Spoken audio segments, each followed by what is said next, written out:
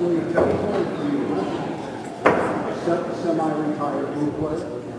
evening, everybody, and welcome to Inside Pool's production of the Ultimate 10 Ball Championships. We're here at the Embassy Suites Hotel in Frisco, Texas. We're here to watch the finals between Jeremy Jones and Mike Dechaine. It's a race to 12 finals. I'm J.R. Calvert. Joining me here in the booth is Billy and Cardone. Billy, welcome. Well, how are you doing, J.R.? I'm doing just fine, fine. Well, anyways, I figured I'd come down and watch the tournament. Living so close to the tournament, I live in Dallas. This is Frisco, which is only about 20 to 25 miles from where I live. I was here for a brief moment yesterday, watched a couple of matches. I watched Jeremy play a match against Sean Putman. He seemed like he was playing quite well, and all of a sudden he's in the finals of the tournament, And I really like the way Jeremy plays. He's a real strong player. Very sound player, very methodical type of a player. And if you're going to beat Jeremy, you're going to have to beat him. He's not going to really beat himself. He's not going to give you anything, actually. No, he's a real smart player. Look what he's doing right now. He's going through the discussion with our head referee, Ken Schumann, about the shot clock and the ranking. Yeah, he wants to make sure that he is in total understanding of everything, so he doesn't make any errors at the table or whatever. It'll cost him a match or anywhere a match or the tournament. Yeah, well, because this is the finals. This is the finals. This is not when you want to have a lesson taught to you somehow. No, well, I forgot about that rule. Why didn't I? Oh, yeah, no, it's not the time. It's going to cost you $20,000. Yeah. Well, Mike Dechaine, I really don't know him that well. He's one of the younger players on the tour. Yeah. But nonetheless effective because he's playing really well. I think he done real well in the New England area. Prior to coming here, he won a tournament or two over there, didn't he? Yeah, he's been finishing high. Last 2 years, he's been on fire. They call him the Fireball. Mm-hmm. He just has a massive break, great ball-making capabilities, moves real well. He has all the tools. I mean, he's somebody that you would expect to be here. This is a grueling format with 3 days almost of continuous play. Right. And what do we have? We have 2 young guys. Well, Jeremy's not so young, But Mike Dechaine's in his 20s. I think Jeremy's in mid-30s or closer to 40. Exactly. I still consider that young. Yeah, well, I got you. Referee Ken Schumann and Zach Bullis. Hotel here in beautiful Frisco, Texas. And once again, we'd like to thank our host hotel for all their accommodations. Also want to say a special thank you very much to all the fans that have come here to support this. All of you watching on the internet worldwide. Thank you very much.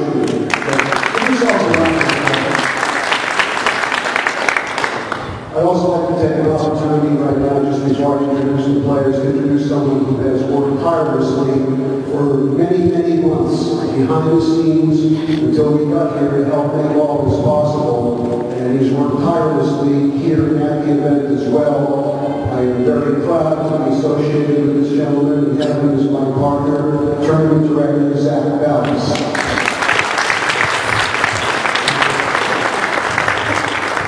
And last but not least, before we do begin, also a special thank you from myself, Zach, the players, and everybody else to our promoter that's made this entire event possible. And we sure hope that there are many, many more to come. Mr. Biden is on.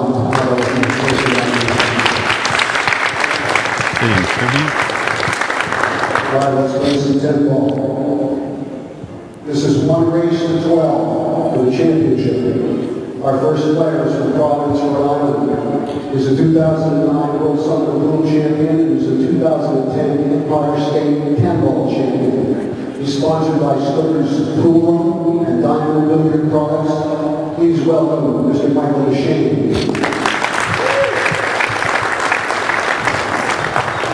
And his opponent, making his comeback on the Pro Tour, a local hero. Currently living in Corinth, Texas, sponsored by Shirts Custom Cues. This gentleman is a 2003 U.S. Open 9-ball champion. He's represented our country 7 times on the Moscone Cup.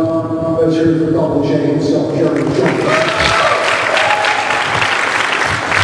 Race 12.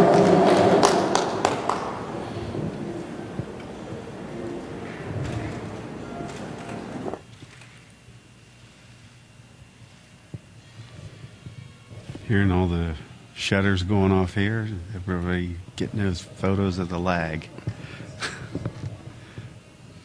I think Mike has won it by about 1/8 of an inch, it looked like.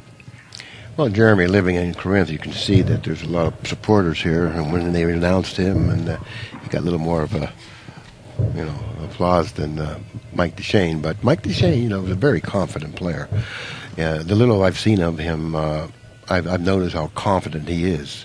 And that's what you really need to have when you compete at this level. You have to have a lot of confidence, and he's certainly not short of that. I like the way he plays. He hits the ball really well. Tremendous shot maker. Big break, like you said before. I noticed how well he broke the balls, and he breaks them as well as anyone. Like Dechaine. And we did a little promo video with him about a year ago, and he was hitting some of the breaks, and we had the camera on the end of the table, and he was putting the ball 4 feet in the air on command, just crushing the balls. Just a lot. Now it looks like they're having a discussion about the rack. Now they're using the magic rack. You familiar with the magic rack? Not totally. I just seen it advertised on the internet a few times, and this is actually the first time I've ever seen it used in a tournament, which is kind of interesting. And I kind of like it because you get the same rack all the time. There's a little problem with the balls rolling over it after they're broken, but you know what? That's fair for one as is for the other, so therefore that's a wash. Right. So you really can't complain about that. Right. But what I like about it is it keeps the rack area divot free. There's no pounding, so you've got a true rolling rack. And if they would have some sort of a marking on the table where to position the rack before they rack them, then you would get that consistency of the same rack every time. Exactly. So I think that's good. I saw the Diamond people, Paul Smith from Diamond, went around and had a ruler marked down to the millimeter where he was putting everything. So he tried to make sure every table was exactly the same, and he set a standard where they would be able to repeat that rack over and over. Well, as far as the traditional way of racking with a rack, I think it's definitely an improvement. I really think that. In the meantime, this is game number 1. Race to 12 for the Ultimate Challenge Championship. That's pretty good. Jeremy Jones, huh? Jeremy Jones. And both these players, interesting enough, have lost weight. Remember, Jeremy was a little bit more heavier set. Mike was also heavier set. Both these players, I think, a lot healthier. You're always a little healthier when you lose the weight. And this grueling format, I think, really helped them get to this point. So, well, I agree. And not only that, it shows you what kind of how much of a discipline both of these players have. They're very disciplined players. Well, anybody that's tried to shed more than 3 or 4 pounds. Yeah, I know it's tough. Yeah. Okay, it looks like he's overran his mark slightly, but nevertheless does have a shot in the corner pocket. Pretty well positioned near the upper right-hand corner. 4-ball adjacent to that, and between the 8 and the 3 lays the 4. I think he just has to roll this in with a little bit of left, and he'll be fine. Okay, he wants to make sure he gets on the professional side of the 3, which he's hit the 5, and he's fallen short of the mark. He would have liked to gone over a little bit further, which would have given him a natural angle, going from the 3 to the 4. Now he has a little bit of work here. Well, I think he can pull it off with a little bit of high inside, as long as he doesn't overstroke this shot and create too big of an angle off the 3.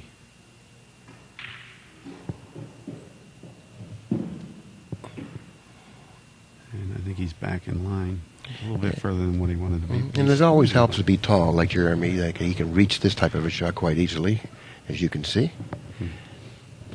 We had Earl Strickland playing in the event earlier in the week, and Earl brought out what looked to be maybe a 72-inch cue to 75-inch cue that he was playing with. You're liable to see him bring out anything. Go ahead. It doesn't surprise me to see him bring out anything. Well, he was playing real well. But I think he was using that because he was on a 5x10 and he had to stretch for so many balls, you know? He's really an innovative type of a guy with all the straps and weights and stuff. I don't know. You know, I'm kind of partial to the Darth Vader days when he was using the... You can hear me? Yeah.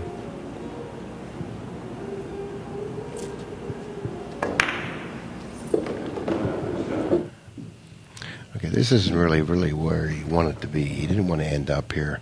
If you notice, the cue ball and the 8 ball sort of are parallel to one another, meaning that, you know, playing position for the 9 from this position is going to be difficult. He's going to have excellent speed of the cue ball on his shot. This is not easy. Right. Now I guess he's favoring the left-hand side here. This is not easy. I mean, he's going to run right across that line of position quickly. That's why he has to have excellent control of the speed of the cue ball. A hair of inside while rolling it. And he's a one-pocket player. Well, it's caused a miss. Yeah, he was in a real tough spot there. Not that he couldn't have handled it, but certainly wasn't where he wanted to be. Now, are you a proponent of the theory that the guy that wins the first game wins 60 to 65% of the matches? I don't know exactly what the percentage is, but I kind of like the guy that wins the first game. I think I do too. But I really like the guy who wins the last game. I was going to say the last game is the guy that I like. Stealing my lines.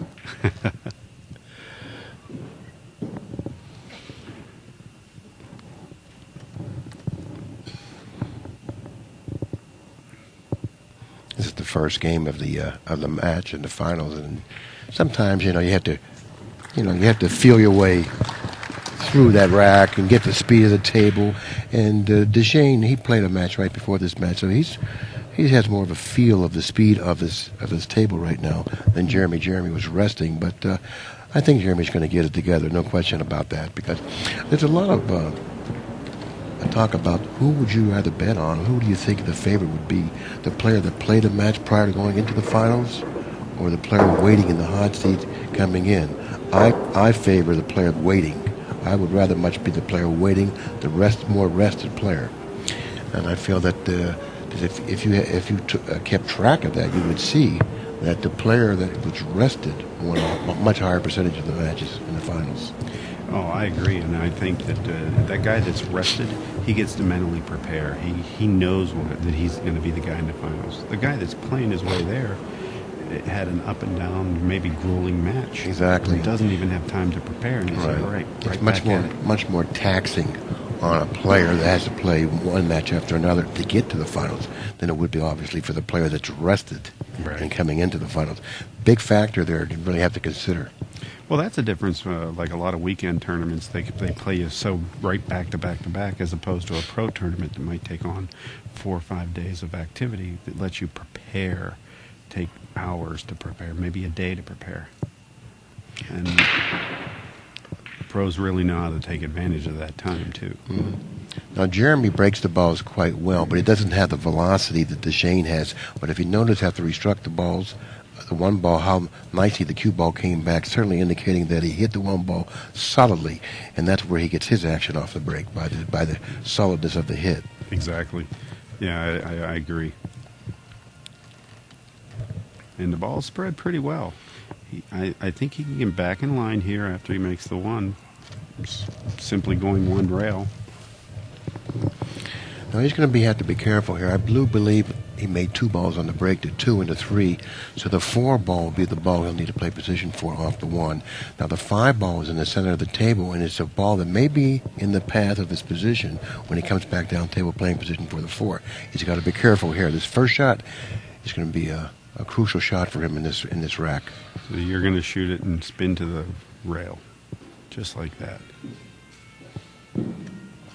Now he played the safe side of the 5, so making sure he didn't get behind it. Now he's going to have to, I don't know, I can't really see from our vantage point what kind of an angle he has there. It's a hair of an angle. I think he's going to just try and get very close to straight in on the 5. You see, he had to go around the table. You see, he had to go around the balls. I was kind of curious to see if that's what he had to do. Yeah, I like that a lot of times too. If you start to get a hair of an angle instead of trying to roll and take a chance, and you don't know how much it's going to take off on you, just stroke it around the table.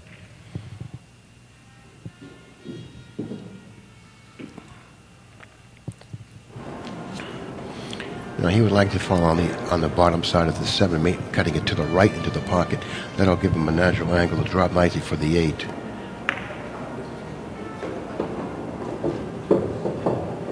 Very close to a straight-in shot here. I think that's workable. I think he can punch it over. I don't know if the 9 passes the 10 in the lower right-hand corner. If it doesn't, he's going to have a nice angle on the 8, then to go cross table for position on the 9. So he has to make sure he doesn't get careless there.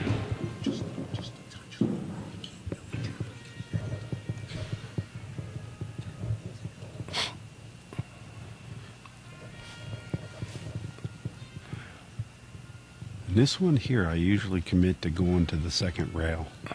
That helps me develop a line, and I can tell that I'm above the 9 or straight in. And it'll probably increase the accuracy of the shot as well.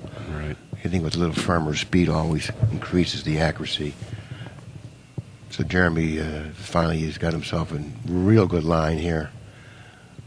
So this is game number 2. Jeremy looking to tie up the match, 1 game apiece.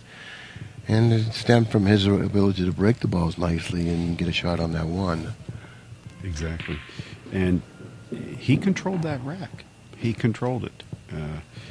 Very little after the break shot that there was a question about.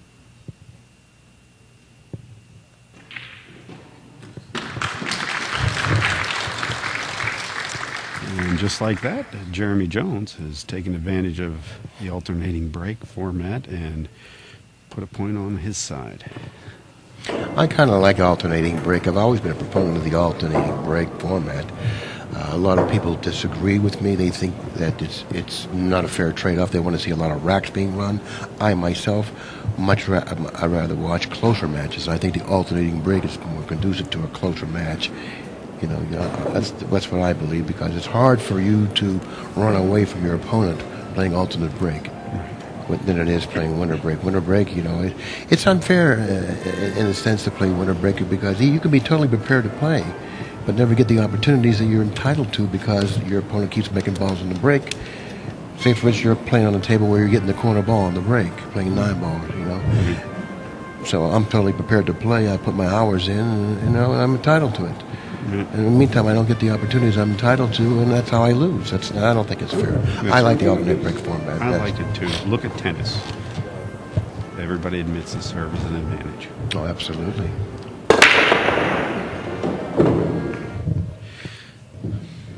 Dechaine hitting the break with a little more velocity. I think he lost the cue ball a little bit there, hitting the side of the 1. That's why the cue ball went to the rail. Right. He was able to put down a ball, but he hasn't come up with a shot on the 1, a good shot. Yeah, he can hit it, but let's face it, he's more than likely putting the 1 on the bottom rail and playing safe by taking the cue past the 4 ball somehow.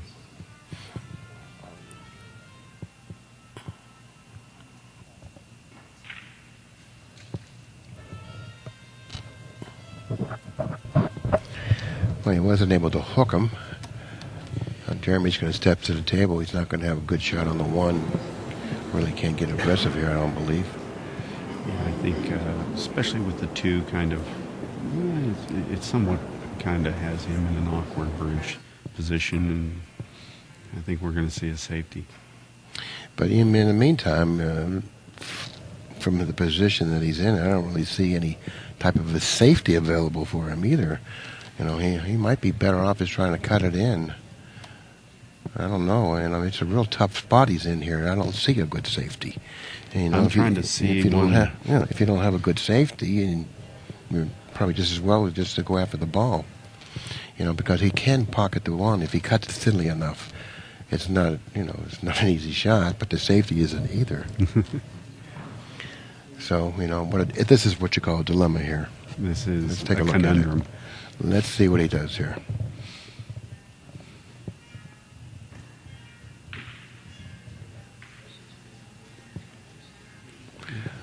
Well, I'll tell you what, I think it worked out pretty good for him.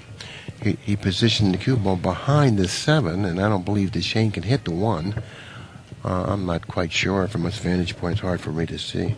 If he can, let's take a look at how he feels about it with his body language. He's got the jump cue out? Yeah, I think we're going to see a jump. And this is a good shot because he's pretty straight in.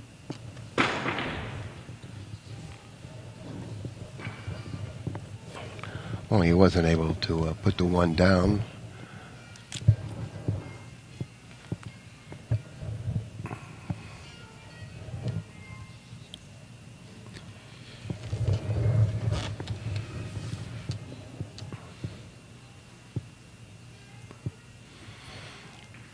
Yeah, he just wanted to stay on the bottom. I think he's getting a little straighter on the 2 than he wanted to. You see, he wanted to position that cue ball closer to that bottom cushion, which would have given him a natural angle to drop for the 4 ball.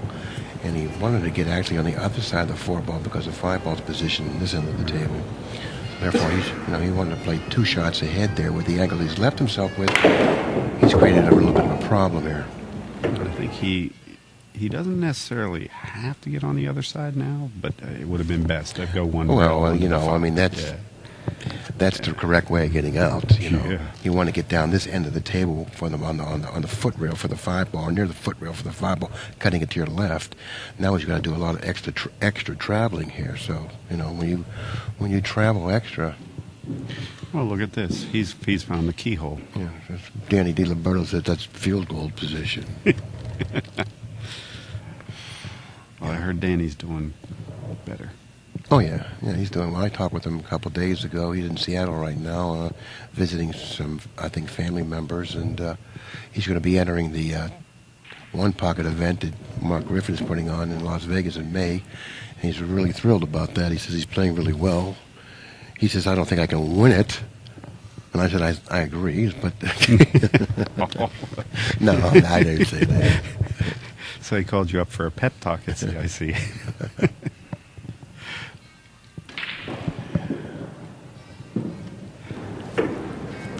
Very interesting position now. Yeah, he's got to do a little work here. I don't know exactly how steep the angle is, if he can hold it for position for the 9 on the side or what. Or maybe he's going to go 2 cushions around and play position for the 9 in the same pocket as he shoots the 8 in. Nice speed there. That was really crucial for him to hit that shot with good speed, and he certainly did. I think nice shot. It was a great shot. It really was. Rolled that one in. Mm-hmm.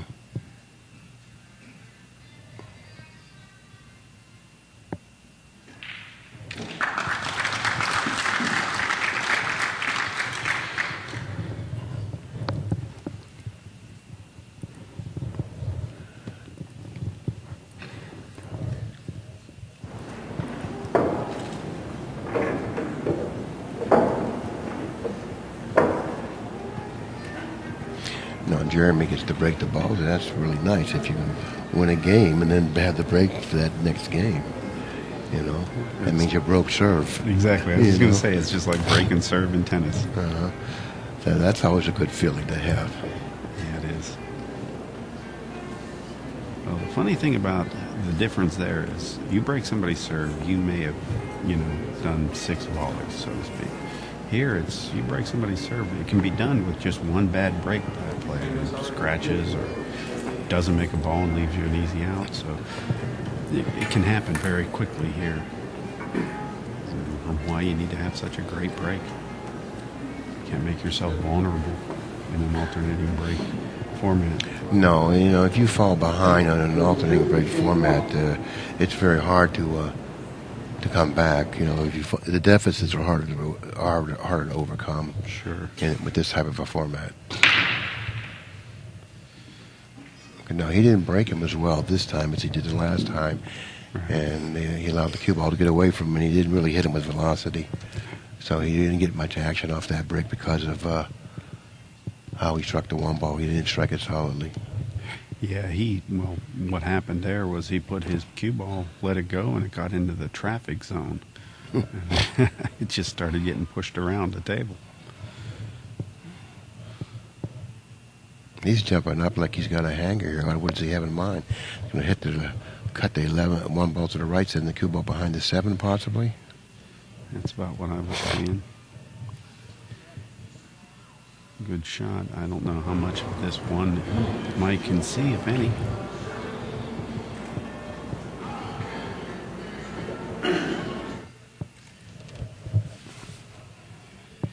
Even if he can see the one, I don't know where he's going to go with it, because I don't know if he can see the left side of it.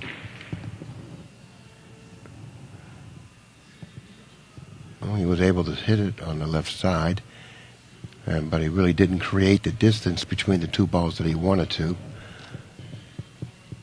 Let's see, the 3 ball will be the next ball. I believe it's positioned down by the foot rail there. So this shot here is a real big shot. He's got to make sure he hit this accurately, because he's going to have to elevate here, and it's going to lose some accuracy on this shot. This is a big shot.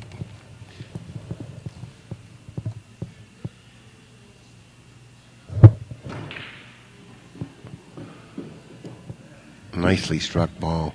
I kind of like the way he played that. See, a lot of players may have tried to finesse that with a soft draw. I don't think that's the correct way of doing it, because you lose too much accuracy. I like him going right toward the 3 ball, because if you hit the 3 ball, you end up with a shot. If you miss it and go around it, you may end up with another shot, like he just did. Right. So therefore, but the main thing is you stay in control of the table. You increase the accuracy of the shot. You stay in control of the table. That's a smart way of playing. Smart way, exactly. Agreed. I concur, Dr. Cardin. Yeah. Well, the 7 looks like it goes by the 8. Even if it doesn't, it will go on the side. Yeah, but the position of the 6 is not a real good lead ball to the 7, even if it doesn't go in the corner. So. Yeah, that's something that you got to start preparing for now, and that's what I'm saying. Jeremy hasn't looked at it yet. So therefore, he hasn't. It was just not a worry at all. So therefore, if the 7 doesn't go in the corner, then he must play good position on the 5 to get the right position on the 6 to drop for that side pocket. That may be, hard to attain, to get that good angle to get dropped for the side. So therefore, the position of the 5 is the key. If in fact the 7 doesn't go in the corner. He ran into the 9. Okay, it obviously does go in the corner because,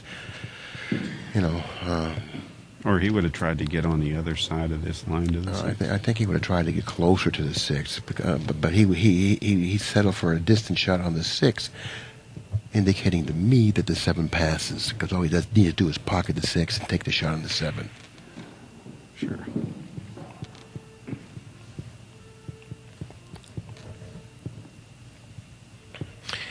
Now, I don't know how much pocket he does have, but he's got to cut the ball to his left, so therefore if he doesn't have a full pocket, this is a pretty touchy shot. Exactly. I like to get a little bit closer than this, but this will do. Well, he ran into the 9 there, precluded him from playing real good position on the 7, so therefore he had to take what the table offered him. Right. See, touchy shot there. Evidently he didn't have a full pocket. No.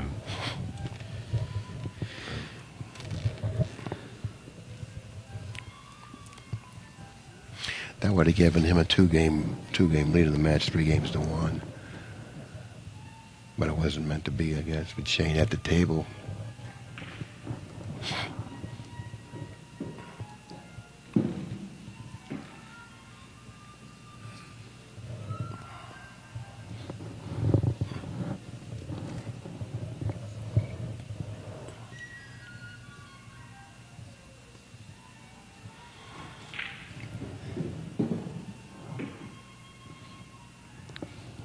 Watch out. Watch out. Wow, that was may actually have unexpected there. Huh? Yeah, he may actually have a bank shot. He's already turned down the idea of the bank shot. Well, he may be parallel to the 9 ball where he can't bank it. Well, he looks like he is banking it. Well, he was fortunate to have that nice angle that he did for that bank. Because of the closeness of the cue ball to the 9 ball, he better be laying well on that bag, or else he would have had a big problem. Yeah. But he was fortunate to have had that good bank angle. And he breaks serve.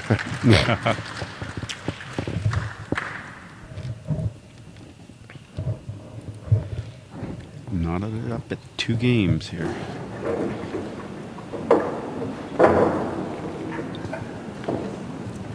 Well, just a few errors, but nothing really major. I don't think anybody's having us confused on how they got here. Both these players are showing already early in the game why they are in the finals.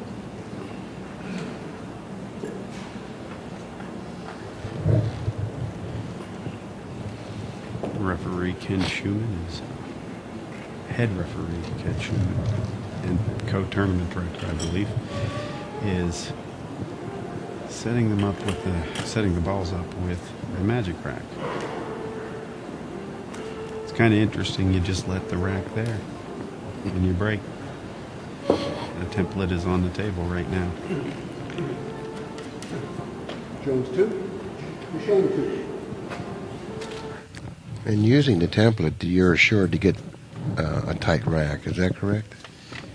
Using the template, you're assured to get a tight rack every time. Exactly, it pushes them all together. Good. That's good.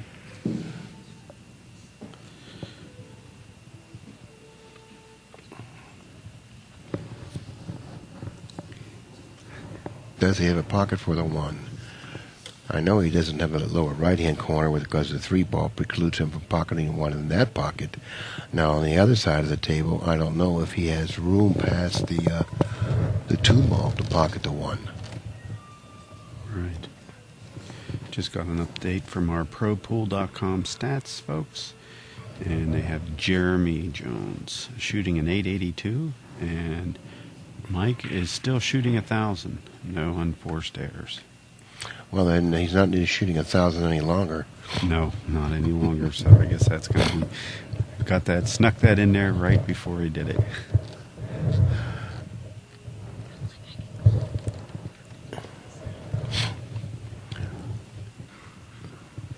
I do believe the bank goes cross-side on the 1. Fortunately, the 2-ball's right there for position. If he makes the bank, I do believe there's room past the 10 to pocket the 2. He might even be able to clip the 3 on the way in. I'm not sure that there's a carom off the 2 for the 10. I don't think he'd be playing for that. Now, if there's a carom, he's certainly laying well for it. Sure is. Okay, now he's going to have a decision to make here, because if the 2 passes, that the 4-ball position by the side pockets are a little curious. The position of the 4, I wouldn't. If the 10-ball is a good billiard, I definitely would take it now. Sure. Which he's done. And he made quick work of that rack. And now he's in the same position that he was the last time he broke the balls, okay, with a game lead and the break. Right. And I won't say that he squandered that opportunity, but it just didn't turn out the way that he had wanted it to. You mean the last time he had that opportunity? Yeah, exactly. Well, I think he did. You're being very generous with your... Hey, he might watch this later. You're He's too bigger nice, than me. You're too nice of a guy. Jeremy's a great guy. Well, he's a great guy, but nevertheless, he squandered it. He squandered it. He'd be the first one to say that he missed the 7. He misused that opportunity. He didn't take advantage of it. The update now from the ProPool.com guys, and they wanted to read in on that, was that Jeremy Jones is now shooting 889, and Dechaine has dropped down to 846. 1 miss gave him 840 from 1,000, 846. I would imagine that's... I think they did a retabulation there. They might have held off on 1 or 2.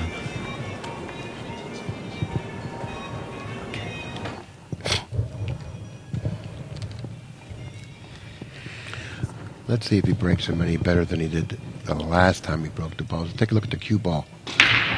Now he mishit it again. He mishit it again, and yeah, he's not getting the square hit on the 1 that he did the first rack. That first break was... And he didn't make a ball on the break, by the way, because of that. Or, possibly because of that. Exactly. He's not getting the action that he needs to get.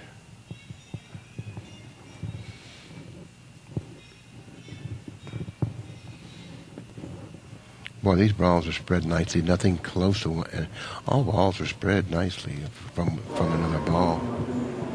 2 ball position in the center of the table. 3 balls to the right of the foot spot.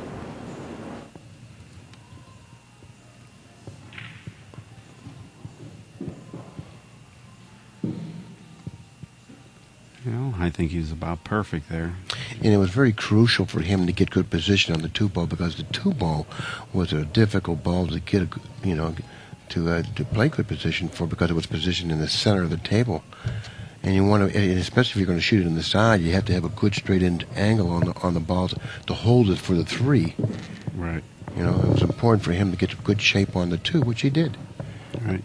That was the key to this rack, I think, position on the 2. Because if you notice, everything else is laying pretty good here. It looks like you threw him out for practice. You wanted that confidence-building run-out that you do where you loosen your stroke up at the beginning of the day. That's how spread out they look. Nothing's near a rail.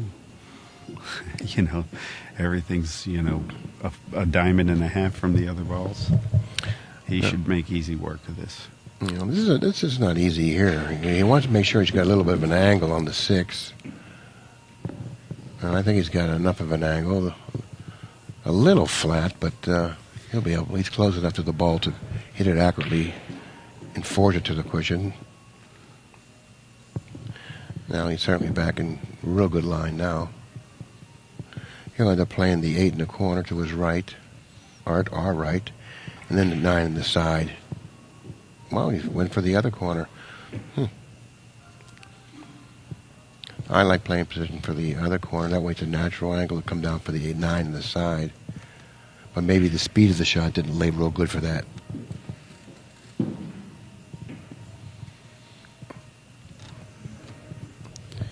Natural angle to the rail here will just bump it off. And this I think I could handle. I mean, at the table, I know I can handle it from up here. I don't know. I still miss balls in commentary, so, how bad did I play? Yeah, you're really dogging it there.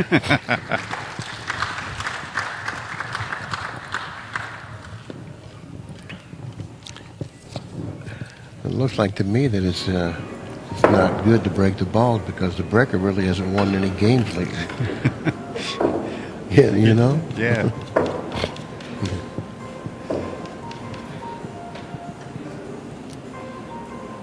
I'd start to think about that.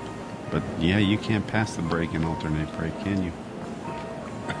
I don't think anyone would if they could, because it's been programmed into everyone's brain, that it's an advantage to break the balls. Exactly. So if I was to come up to someone and say, listen, statistics say that it's not an advantage, you think they would listen to you? Hell no, they wouldn't listen to you. They'd wonder what your angle is. You friends with the other guy? Well, a little shift in the stats here.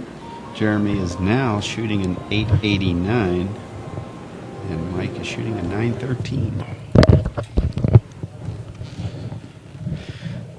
Let's see if he hits these balls. What is it? You got a chat going on here? Huh? Talking to who? Wow. They can talk. A very square hit and 3 balls on the break. Dead square. Not the greatest position. When the chat's available, if there's something interesting on the chat, do you bring it up to us?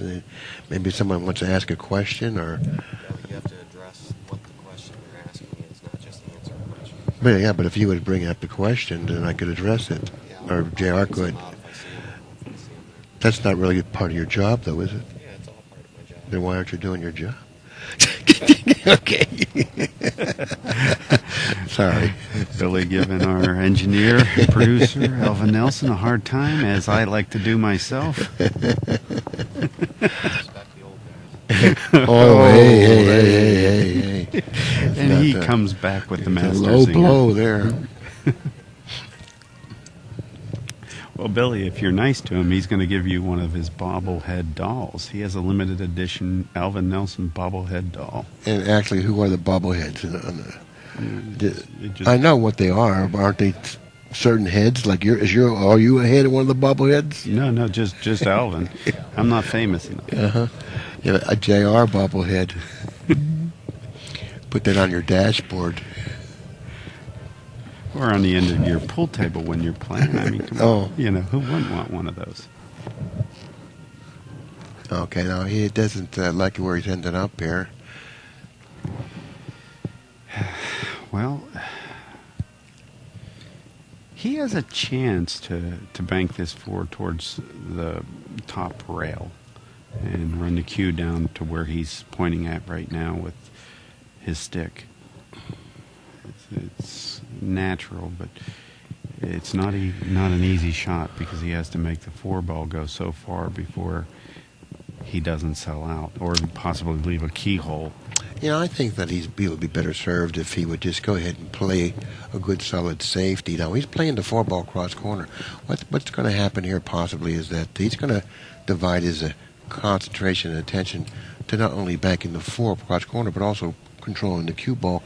And, you know, sometimes that doesn't work out well. I think if you just concentrate on one thing and play that one thing. See? Now, he wanted to play the safe side of it, and he ran into the 8. I think if he would have just played a solid safety, repositioned the cue ball behind the 7 and the 10 with good speed on the 4-ball, I think he would have left a much tougher situation for Dechaine. And that's a good lesson for anybody that might be watching this video on demand on our YouTube channel later, or that's even watching right now live. A two-way shot is not always your best option. Sometimes you just have to make the decision to shoot at the ball or play safe. And because some of these shots that suggest you can go for the ball and play safe, it's a real low percentage shot on the ball. So therefore, when that comes up, when it's a low percentage shot on the ball, you're probably better off just going ahead and playing all out. It's a good safety. This is a great hit. Yeah, he got kind of fortunate there to hit the 10 and put the 4-ball behind the 7. Sure did. Now, you know, this is a tough spot that Jeremy's in here. Well, he's called it down in the corner pocket. Now they are playing ball in pocket. He's going to kick this? He's going to kick. And I can see that a lot of the kicks are going to lead down towards that corner.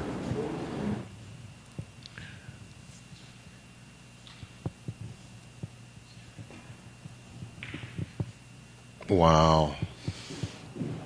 Oh, man, when he hit that, it's about as good as you could hit it.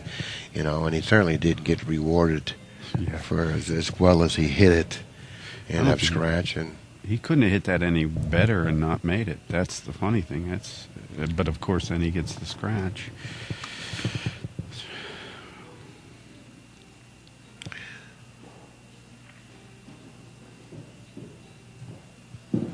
He doesn't want to cross this line. Okay, he's all right.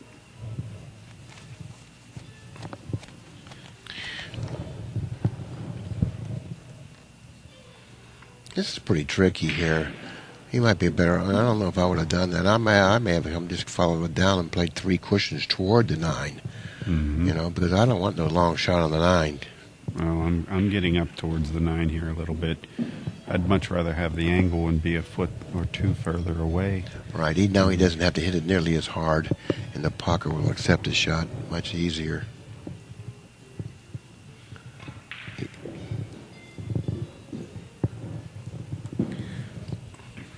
Well, this Dechaine looks like he's going to take the lead, and this will be the first time he's had the lead, with the exception of game number 1 when he was leading 1-0. Yeah.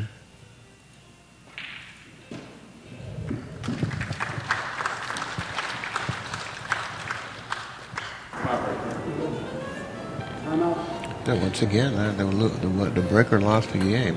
Yeah. So it looks like in the last 6 or so games, or 5 games, whoever broke the balls end up losing that game. That's a vicious cycle. Except last game, I think Dechaine had to win 2 in a row. Yeah. He took the lead, so my bad. I'm mistaken. Now Jeremy's taking his break here. I think he's trying to realign himself. Pretty important Now, I don't know what Mike's doing. Is he going to just try and break a few times here? I don't know whether he's allowed to do that, what the rules are with this event, but he might be trying to rack the balls and see how they even rack up if there's a gap that seems to form. Because, you know, a rack can change a hair, a couple thousandths from here to there. You know, while we have a moment, I'd like to go back to that situation where Jeremy had that bank on that 4-ball. He played the bank on the 4-ball, and he tried to play cue ball as well, but he wasn't able to do either. He didn't put the bank down, and he obviously didn't position the cue ball where he wanted to. And that's when I said that whenever you're confronted with a situation where you're shooting somewhat of a low percentage shot, there's no reason to just go ahead and play the shot in the cue ball. Just play all cue ball. You know, and I think that if he would have done that, he wouldn't have lost that game. He wouldn't have lost that game. And my mistake, I thought that was Mike Dechaine. That was actually our head referee, Ken Schumann, out there racking the balls. So the balls are waiting for Jeremy. And he's already back to the table for us. So now I don't believe he has to wait for Mike, who is taking his break as well. So if he decides that he's going to break, he's going to do it, he can get up and do it without waiting. He's going to come down and inspect the rack.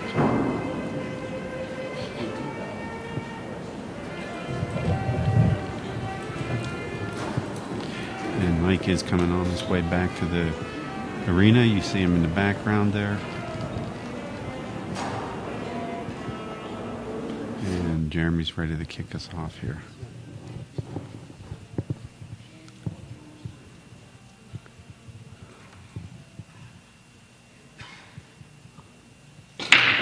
No, he hit that break much better. I don't know if he's going to make anything. But the balls didn't seem like they opened up well. But he did pocket a ball on the break. But he did strike the break much better because of how the cue ball just sifted back slowly, indicating that he struck the 1 ball squarely. He does have a shot on the 1. Let's take a look where the 2 is. 2's positioned near the cue ball. It doesn't go in the pocket where the 8 ball's in front of, so therefore he's going to have to roll this in. The next ball will then be the 4 after the 2, which is good because it's somewhat convenient to the 2. Not even close. Hit it roughly, but it fell in. Well, he doesn't have to go too much further after he shoots the 2 because he'll have a natural angle to go down to the 5 and stay in control of the cue ball while doing so. And well, the 4 is next after he shoots the 2, so right. So he'll keep that nice angle, stop the ball probably. Right. Yeah. So Keeps him a nice angle to go towards the 5, and that'll let him run 2 rails out onto the 6 and keep control. Yeah, I like to get as close to the 6 as possible because. So I like to have him keep that angle where you say go 2 cushions to the bottom cushion, then to the side cushion, and then toward the 6. Right. So that, and in order for him to do that, he's going to have to stay above the 5. Oh, look what he's done here. He's not really playing smoothly now.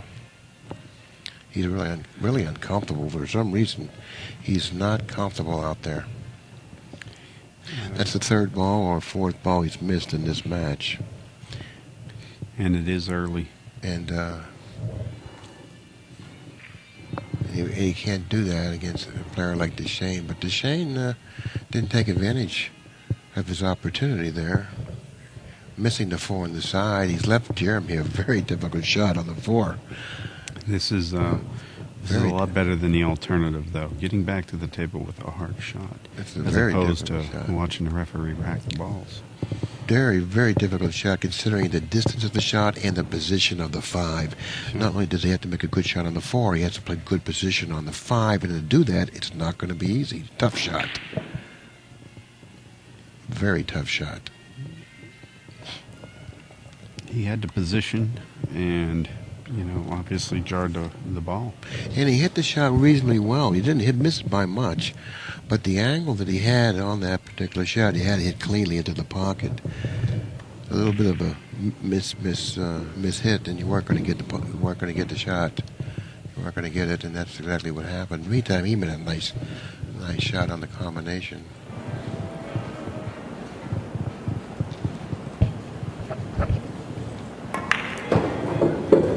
I like the other of the overhead angle. You gotta see the player. Okay, I'm not trying to do your job.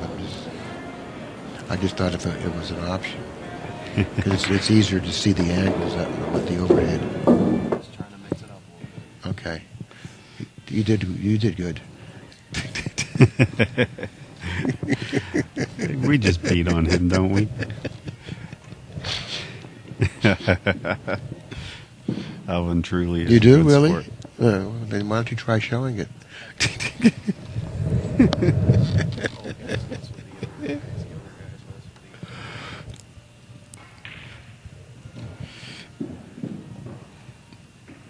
And Dechaine, I think, is going to manage this. This ball isn't frozen, so I think he has no worries about hitting this with a little bit of left-hand English.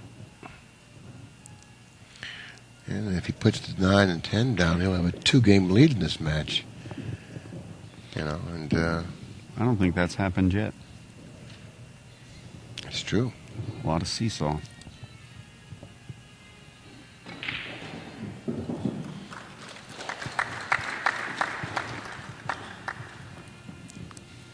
So Jeremy's struggling a little bit here, and now he's fallen behind by 2 games. And like you said, this is the first time in the match that either player has been ahead by 2 games, and now the struggling player is behind by 2 games. So watch out! This could be, this could be tough. Yeah, well, all it takes is a couple of more game lead, and the guy that's trailing in an alternating break format can really have the worst of it. Well, he definitely has the worst of it, but if you're struggling in a trailing by 2 games, it's very difficult to surmount leads in an alternate break format. You know? And he's not playing well right now. But there's a lot of time left. Well, before that game, the ProPool.com stats folks had Mike Dechaine shooting at a 935 and Jeremy Jones shooting at an 850. And both missed a ball or 2 there. Jones 3.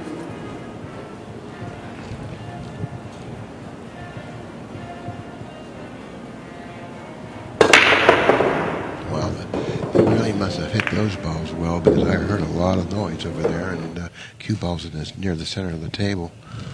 He popped his rock. Boy, yeah, and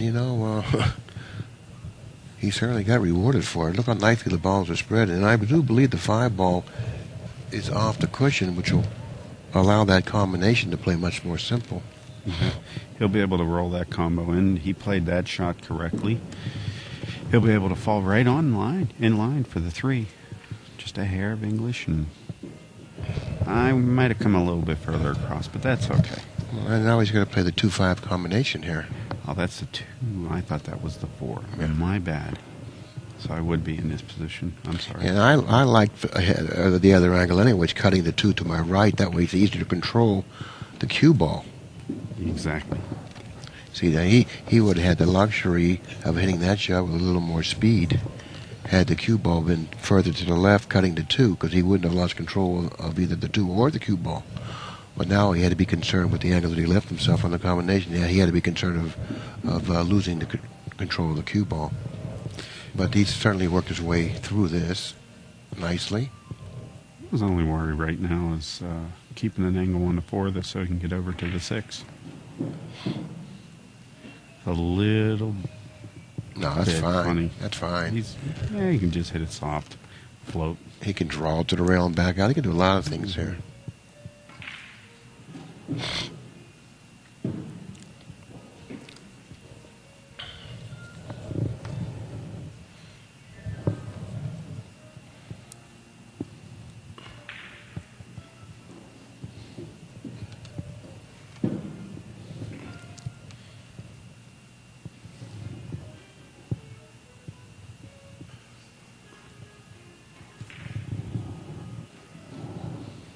Where's the cue ball going? Look at here. Oh, I thought that was going toward the side.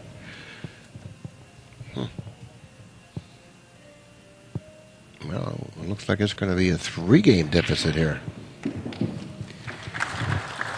And our ProPool.com stats have Mike Dechaine shooting at 900, and Jeremy Jones has fallen all the way down to 787. Yeah, he's not playing well right now. He is definitely struggling. And he's making us eat our words about the guy that was waiting and the guy that was coming in. Well, sometimes it goes that way. You know? I can guarantee you that he's not doing it on purpose.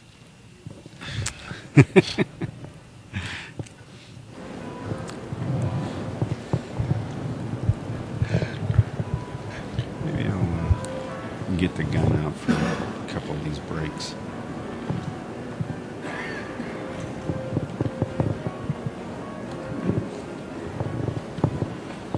Dechaine 6, Jones 3.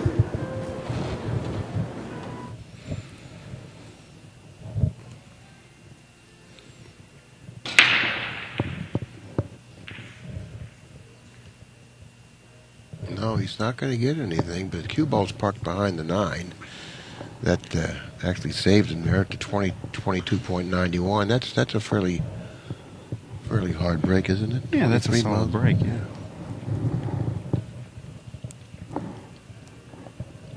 Seems to be a discussion concerning the removal of the magic rack.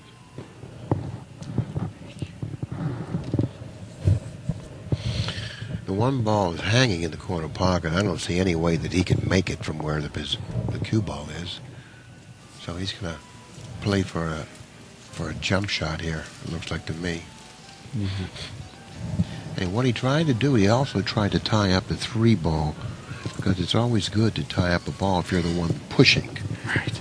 You know, because a pusher is always at a disadvantage because he gives away the option. Right. So therefore, when you give away the option, well, you want to make that rack as difficult as possible for your opponent if he happens to take the shot. Right. You're just trying to get back to the table. That's your chore. Jeremy is opting to take the shot. No, this is a pretty risky shot, isn't it? I'm not real good with calling these jump Not shots. that risky. It's just that,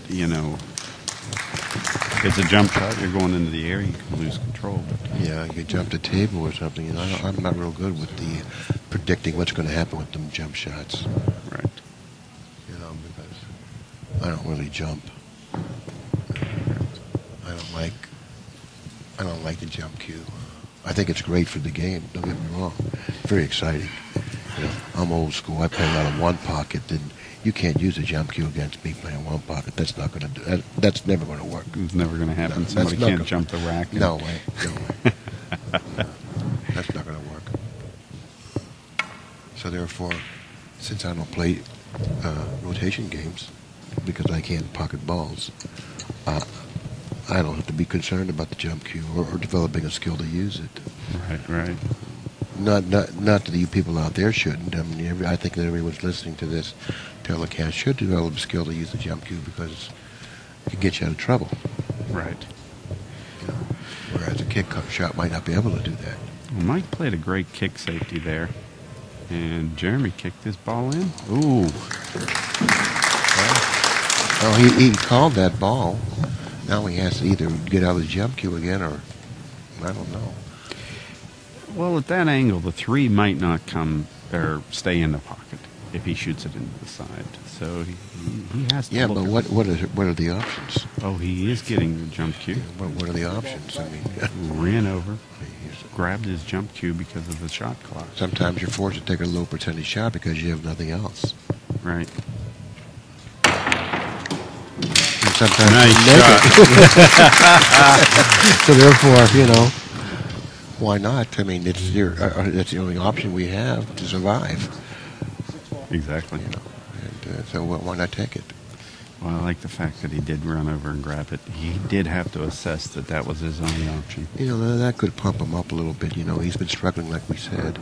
He's been struggling, and shots like that may pump you up a little bit to where, you get that adrenaline going, you get that confidence back, and then all of a sudden, you're back in the match. It's been a long weekend, and you noted that he was probably, he might have 10 years on Mike. Maybe he needs a little bit of an adrenaline jolt to get him back awake. It's been a long weekend. It's a Sunday night. I don't know. Maybe. Maybe. We might see a new Jeremy who just woke up. It only takes something like that to kind of, get Sometimes you're right, mood. because he's quite capable of playing great pool, because if he wasn't, he wouldn't be in this position. But he hasn't shown it in this match, but I'm certainly sure he has it in him. Right. And maybe he'll bring it out. Boom, let's take a look. Right. Well, keep in mind, he was the winner of the winner's side. He has yet to be defeated in this event. So he earned his stripes. Okay, now I think he's fallen a little short here. He would have liked to have gotten straight on the 8, but where he would stop for the 9. Now he has to play the 9 inside, I think. I don't know what kind of an angle he actually has here.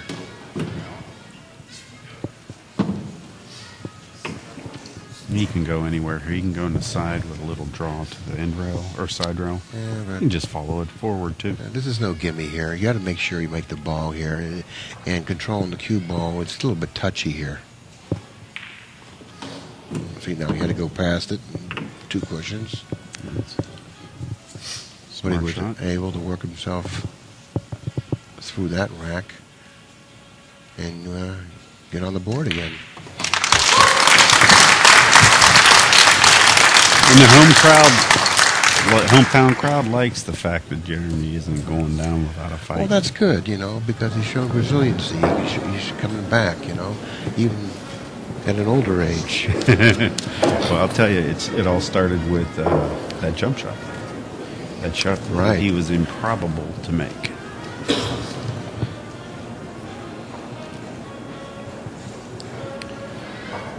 Six to 4 sounds a lot better than 7-3. 7-3. When you're racing to 12, yeah. So that's definitely a confidence builder there. Let's see if he has an opportunity at this rack, if he takes advantage of it. But of course, Mike Dechaine to the table breaking the balls, and with his break, Right, yeah. you're fortunate to get an opportunity. Well, that recent offensive spurt has given Jeremy Jones an 825, and Mike Dechaine is shooting a 920 on the ProPool.com stats. Shane 6, Jones 4. You gotta like the way Dechaine breaks the balls. It really puts a lot of power into his break. And he struck the break pretty good there. He went down into some traffic. He wasn't going to really travel that far, but he got kicked. Well, he got, he hit the break solidly because the cue ball came straight back. There were some running balls that kissed the cue ball. That's why he took off so quickly. But he hit the break solidly, and he pocketed, a couple balls on the break. 2 balls, matter of fact. And he's got himself a nice, good shot to play solid safety here.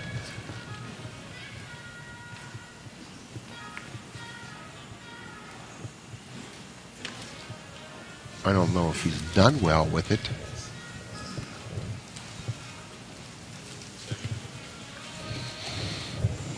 Because if he allowed Jeremy to see the ball here, he can put him back under the 8. Right. And I think that's what you're going to see here. Jeremy's just already stroking at the ball. And there it is. That's right. So it was important for Dechaine not to let him see that ball, because that could have happened. And I don't think he could afford that to happen.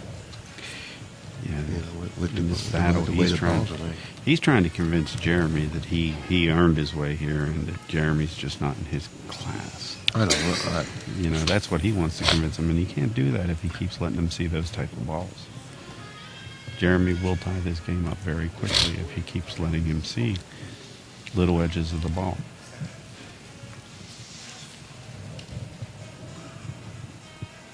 What's the foul here? He's going to be real close to the rail. Wow, he called it there. Wow. Well, for those of you just tuning in, you're watching the finals of the Men's Ultimate 10-Ball Challenge. We're here at the Embassy Suites Hotel in Frisco, Texas. I'm J.R. Calvert. Joining me in the booth is Billy and Cardone. You know, Jeremy's got a decision to make right here.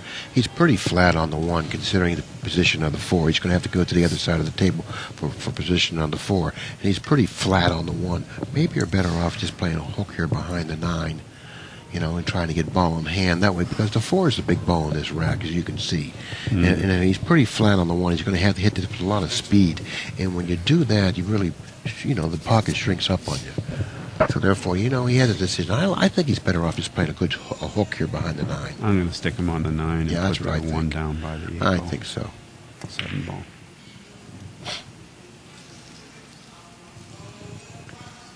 No, he wants to be able to get a shot on the 1 here. He tied up the 1 and 7, something he didn't really want to do, because he figures to get ball in hand here without a pocket on the 1 now. Well, he might be able to lock him on the 7 then and start a 3 foul. Yeah, but I doubt if he's going to get him on 3 fouls. I just doubt it. Look at this kick that he's going to do here. Well, he's going to try to go very 3 difficult. rails? Yeah, he's going to try to go. He's going to draw the ball and go 3 cushions. 1, 2, 3. Oh, just barely missing it. Barely missing it. Amazing try that was. Well, I think he's going to be stuck on the 7 here, and the Q, or the 1, is going to be all the way downtown under this 8 and 9, and he's going to try and leave it right around the 8 and 9 so that he blocks even a few more kick paths. I think he's going to try to freeze him on the 7, taking away that side rail. Oh, sure. Took away that side rail, you see? Now he really can't hit this using that side rail. Sure. Well, he did both of what we were saying. But yes, how he moves on that 7 and freezes is big. You know, it's very important for him to get as close to the 7 as possible. The closer you get to a ball, the more rails you cut off. Sure. Or the more areas on that rail you cut off. Well, right now, I'm trying to see if there's a way more than 2 rails running and 2 rails reversing just to get to the 1. That's how good of a safety that was. He's going to have relatively the same type of a kick shot. 1, 2, 3 cushions, hitting the 1 and toward the 10. I think that's his best shot to hit this. Now, if I were he, what I would try to do, I would tie up the 5 there, or put a ball in front of it. That's a good shot, because now what he's done, he's given Jeremy the ball in hand, but a very, very difficult chance to play position for the 4, because now he's tied up that pocket where it's natural for play position for the 4 for Jeremy if the 8 wasn't there, but now he's got to do something differently. Now he may be encouraged to try to get him on 3 here. He's going to play position for the 4 in this pocket, and if he gets a little offline, he can hook him behind the 6. It'll be on 2 fouls. So he's got a couple things going for him here.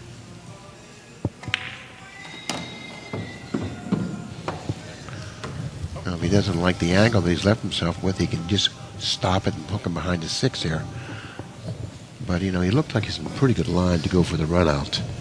So what do? If you're a pro, you run out. But if you're not a pro, you're underneath a pro, you go for the 3 fouls. But when you're talking about upper echelon players, these caliber players, I think you got to go for the run out. You know, there's that old adage, if you can take the cue out of your opponent's hands, do so. Right. And particularly when you're talking about top players, because top players have that ability to do things that other players can't do. So you feel you have them on 3 fouls, all of a sudden they kick it in, or they do some miraculous thing, and you find yourself looking at what you did wrong, and it sometimes don't feel good. Right. But if you take care of business and you show a little heart, go for the run out, boom, that's a confidence builder, and it pays off in dividends. Sure. Wholeheartedly agree with that statement.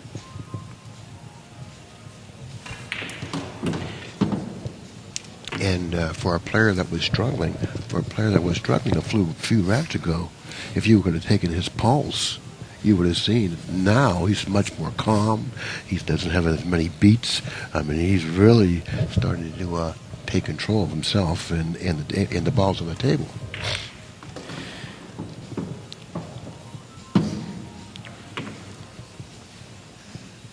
What a difference a couple good shots make, huh? Really? Even with the pros, the top pros. You know, they might be the most solid mentally, but a couple of good shots gets them right back in line every time. Nicely struck ball. Beautiful speed.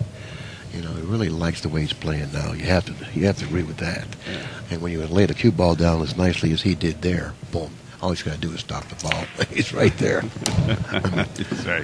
How do you like me now? What's that saying? You're never as good as your best shot or as bad as your worst shot.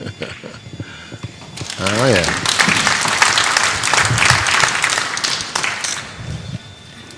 And going to make it 6-5 now.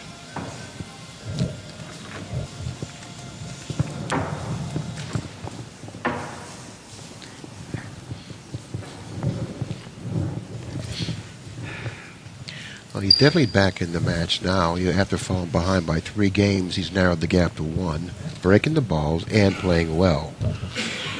So therefore, he certainly has gotten it back together. Well, judging from the way he's looking here, he's going to be breaking, and he thinks he's going to break and run these balls out. Now let's put this theory to the test.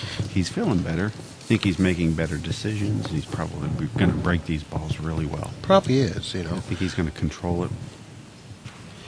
Our ProPool.com stats coming in, and right now Mike Dechaine is shooting an 857, while Jeremy Jones has pulled up to an 846. So the players are fairly close. And the score is fairly close. You can't get any closer than a 6-5 score after 11 games. Yeah, tell me about it. Nice break. Wow. Nice break. Nice break.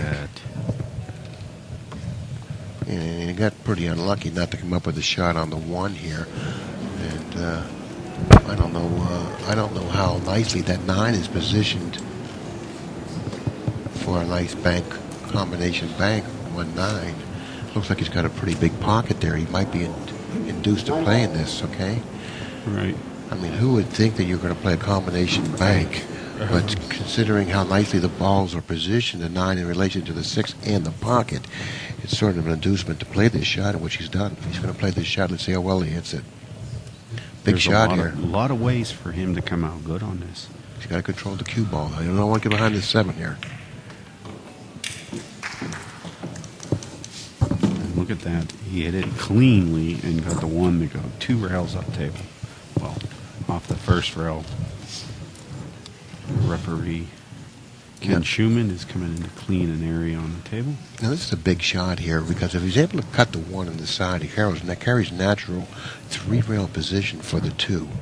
And he's going to not only get a position for the 2, he's going to end up with a nice angle to not only pocket the 2, but go across table for the 3. Right.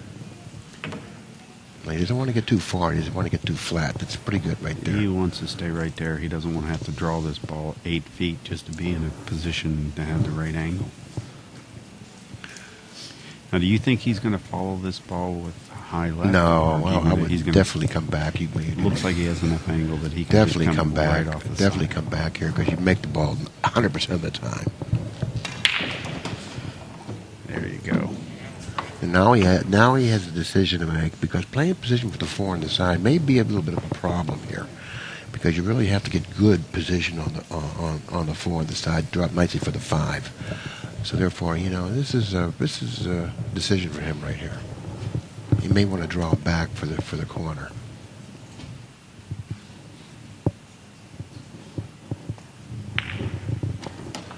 You know, he's got to get good on this, because this is touchy here. If he falls too short, you know, and he has to cut it to his right, he may have a problem.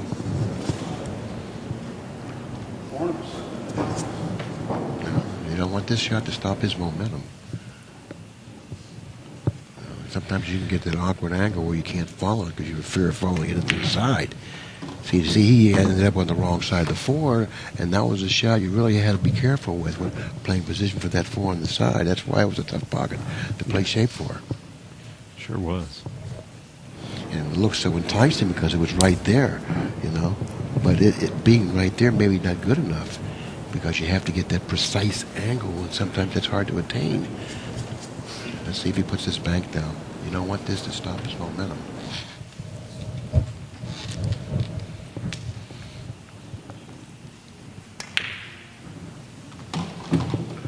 Oh, nicely done. Nicely done. I'm certainly sure he's glad that's over. Mm-hmm. You know, he's got to make sure that he stays focused here because this is not a gimme either. You know, that 7 ball's in the middle of the table there. He just get. I could probably play for the same pocket on the 7 that he's shooting the 6 in. Watch out. See how the cue ball got away from him there? That wasn't really a real easy shot. Because a slight mishit on that 6 ball sends that cue ball a little further down the table. And this is a kind of the same shot that he missed in game number 1. Now that was the 8 ball. He overcut it. Now this is the same type of a shot, only he's shooting it into the other pocket. Let's see how well he does here. Okay, he's much more comfortable now. Mm-hmm. Looks like this match is going to get tied up 7 games apiece here. 6 games apiece. 6 games apiece? Yeah. Oh, yeah, 6 games apiece.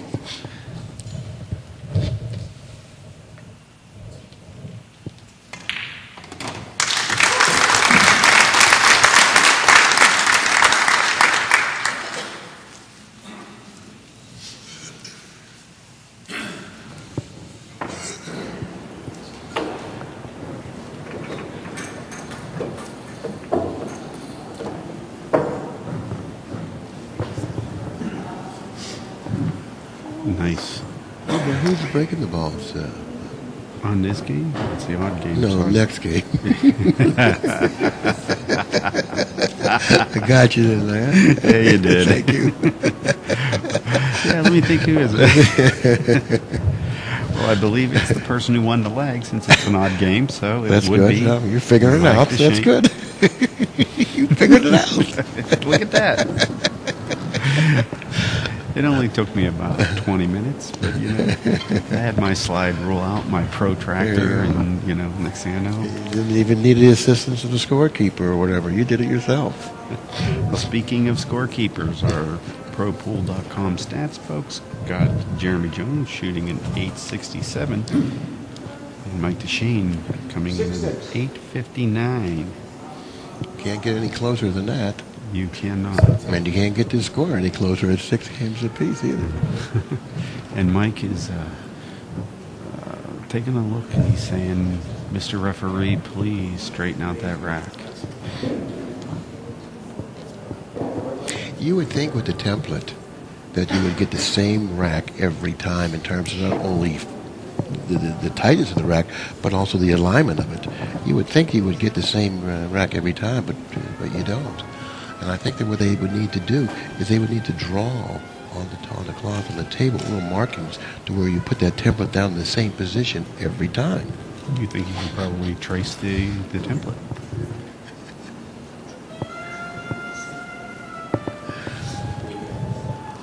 What's that?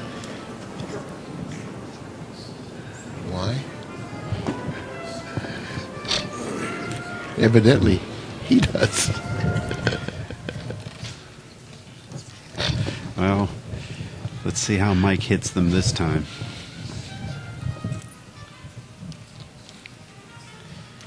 I think he's going to pay particular attention to that one got away from him, Yes, but it sure did. Didn't keep him from making a ball. Yeah, he was very fortunate that cue ball was going directly toward that pocket, and it kind of kicks off the 1 at the very last second there, or else he would have ended up scratching on the break. And he really mishit the break because the cue ball went to the side quickly. But he was able to pocket a ball, like you said, on the break. He was quite fortunate not to scratch. He's ended up with a shot on the 1, 2-ball position next to the 4 near the foot spot. Tough ball to play position for from here, I believe.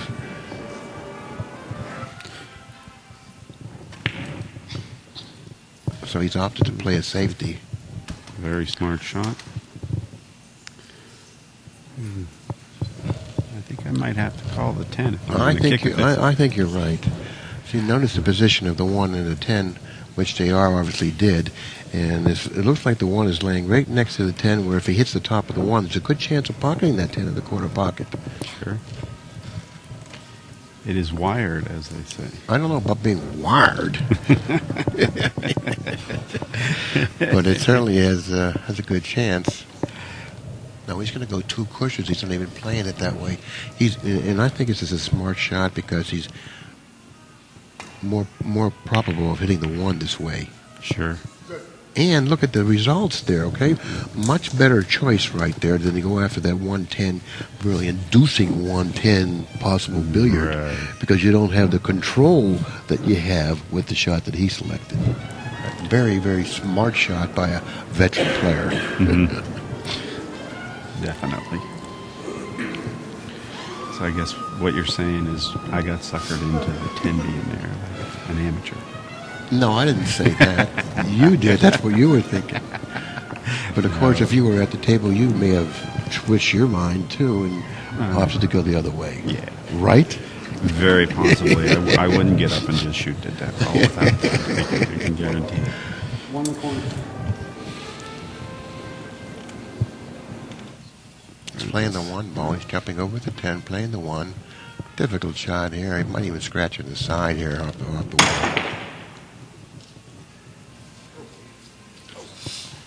Well, look at the 1. It's going to get behind the 3 here. I think he has a piece of it. Enough maybe for a so. crossover, and maybe then a 210 if he takes the cue ball all the way downtown. You know? Yeah, but this is... He's got to put a little inside on this bank here. If in fact he can't make it straight in, that is. If he only has the bank angle on the shot, then he's going to have to put a little inside English to avoid the kiss. Well, he can make the 1. Nicely struck ball, nice control of the cue ball, in terms of not only direction but speed.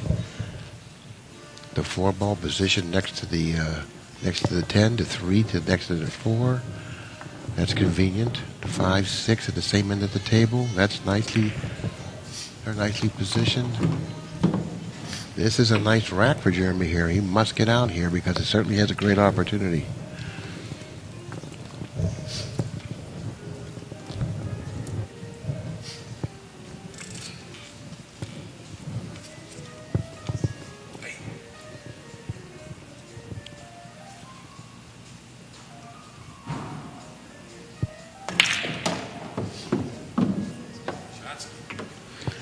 He didn't get over as far as he wanted to. Now he's going to have to do something a little bit differently with the cue ball. I don't know what he can do considering the position of the 5 and that 9 over there as well.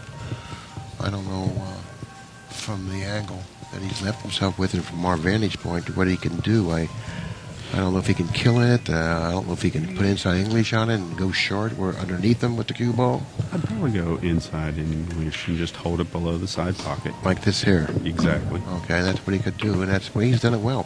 And now let's go back to where we were talking about the rested player. Okay, even though he was struggling, he was rested enough to recuperate, to get that, to get that strength back because it was in reserve. He could call on it, and he's playing great right now. He's playing great pool, and I'm sure you're aware of the fact that some players they just want it up. Oh, okay. That ball just looked a little funny to me for a second. But what they like to do is they like to visualize the whole match. See how they overcome problems. There are a variety of different things, and it helps them more or less program their brain on how they're going to react to things. And no doubt that Jeremy has been in this position before where he's played poorly and had to come back and win a tournament or a match. Experience, and the advantage of being fresh, because it's a lot easier for a fresh player to work his way through a match if he's struggling than it is for a more of a tired player. right? Because now it's hard to get that energy and to get that adrenaline flowing when you're tired.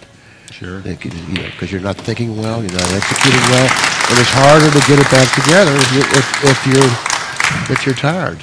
And in this case, Jeremy is the fresher of the 2 players, obviously, because he was the one that was resting, and he was able to come back, and he's come back nicely too.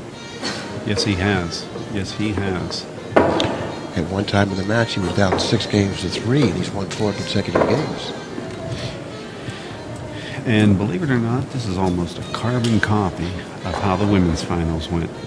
Kelly Fisher jumped out to a believe, 7-4. 7-4 lead, Yeah. and may never have won another game after that. Allison may have come back and beat her 10-7. Yeah, I wasn't really here for the beginning of that match, but I did come in when Allison was trailing. I think it was around 7-5, and I watched her play from that position. And boy, she really played. I tell you, she really played well. She was on fire.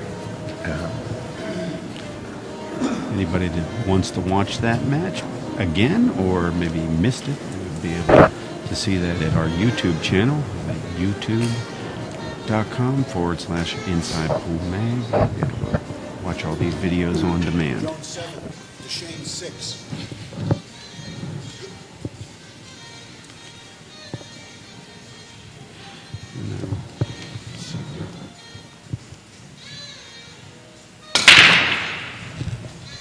Boy, that really got away from him. He hit below the side pocket. I didn't notice that. Did he pocket a ball in the break? Let's take the count on 3, 7. No, he didn't pocket a ball in the break. And that usually happens when you don't hit the one solid lead. You don't really get rewarded on the break with the terms of action. And that time he didn't hit the one solid lead, and he did pocket a ball. And he left Dechaine 1-9 straight in. And serious problems. Well, our ProPool.com folks, all the statisticians are telling us that Jeremy Jones is now shooting an 880, with Mike Dechaine shooting an 862. This is a very big shot right here, from the 1 to the 2. A lot of traffic in the center of the table, and that's where he's going to need to travel, I guess, around that center of the table to get down the table for the 2. Let's see how he avoids this. All these interfering balls here. Very difficult shot for position from the 1 to the 2.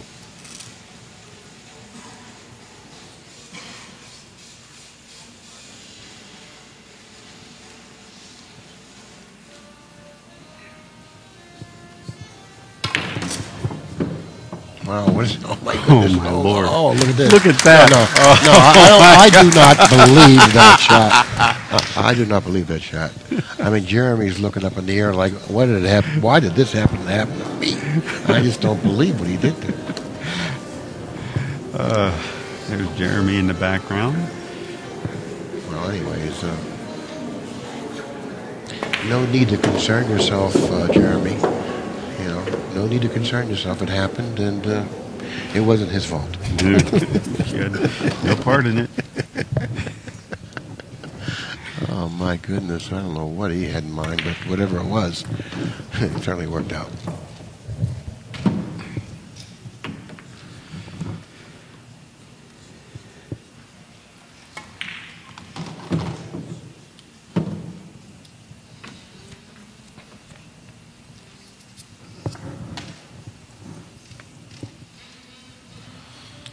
He's going to have to get a good angle on the 6 and drop for the 7, because if you notice, the 7 doesn't pass in the lower right-hand corner.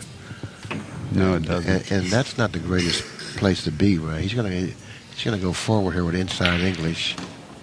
No, he's going to go 2 cushions. Yeah, I think he's hit the speed fairly well. He could have stood to be a little bit, straighter in here. He'd like to be on the other side of the table or near straight in. Yeah, but if he would have thought that he would have ended up here late in the rack, considering how he started the rack, he would have definitely taken it. That first shot was just I don't know. Shot, I mean, how do you get from the 1 to the 2? I didn't know that was available. 4 zigzags, of course. I mean, that was a circus shot. I don't know what that was, but wow, was that great to watch. Surely amazing. It's been a while since I've laughed that hard when I saw a full shot. But he's come back and tied it up. If we only were to believe that he played that would have been even greater. you know? He has a he hard played time. that. Oh, then let's take another look at it. Oh, yeah. He would have had to point that out. In playback, he has to point every point on the rail that he's going to draw that out with the telestrator. Here's what he needs to do. And then him follow the lines. Oh, well. Anyways, tied up gap here. Game 14, 7 games apiece. Pretty great stuff here.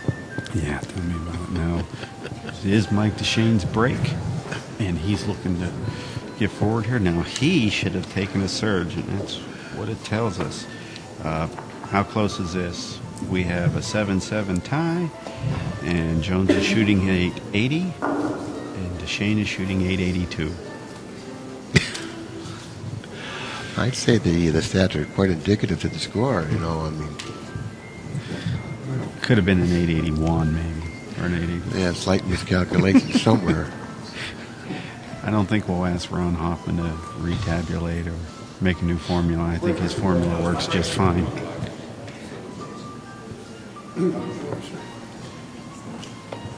Score is 7-7.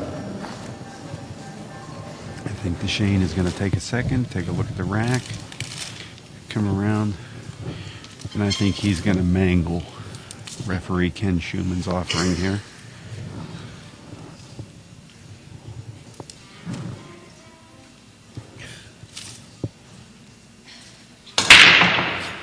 Watch out.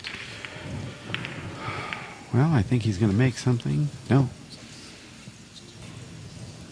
He came up dry. Yes, he did. Now, this first shot is an interesting one because there isn't, you know, I mean, a lot of problems out there from the 1 to the 2. This is, I think this is actually has more problems than what the circus shot that we saw last rack. No way. No. Please. Okay, maybe not. I stand corrected. He's going to probably have to elevate and dig down that cue ball to get around that 9. Oh, he's not shooting him, but he's going to draw around that 9. You don't like inside here? Oh, he did go inside. Yeah, but he overcut the ball. He overcut it just to miss that 9. And Yeah, that's right. He compensated there, overcompensated. You know, there was a couple ways you could miss the 9. One was to put a lot of English on it. The other way was to play the outside of the pocket by overcutting it. But the problem with that is you could overcut it, which he did. You know.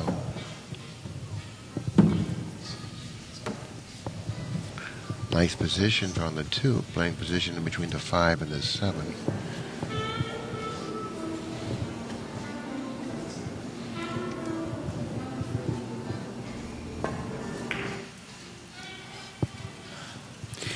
Oh, wow. He certainly took his eye off that ball.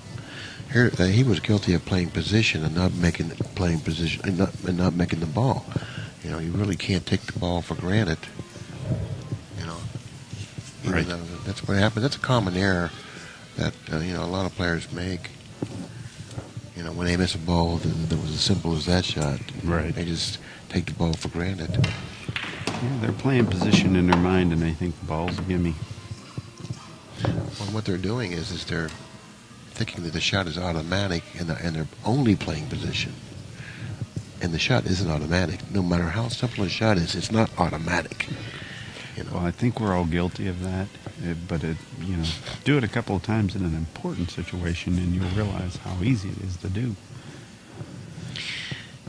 But you know, when I was playing my best pool when I was young, like I think I was around 26, 27 years old, I just had that mindset that I wasn't going to miss any simple shots. You know, I just wasn't going to miss any simple shots, you know. And that's the way I felt. I said, and I was very conscious of that, you know. And when you're not conscious of that and you get careless, that's when I think you need a little more experience. Because Buddy Hall will never miss an easy shot like that. Buddy Hall But never would. miss an easy shot like that. Never. Nick Varner would never miss an easy shot like that. No. I can think of a lot of players that I would say would be guilty of missing ball in hand. Neither of those two that we've just mentioned would.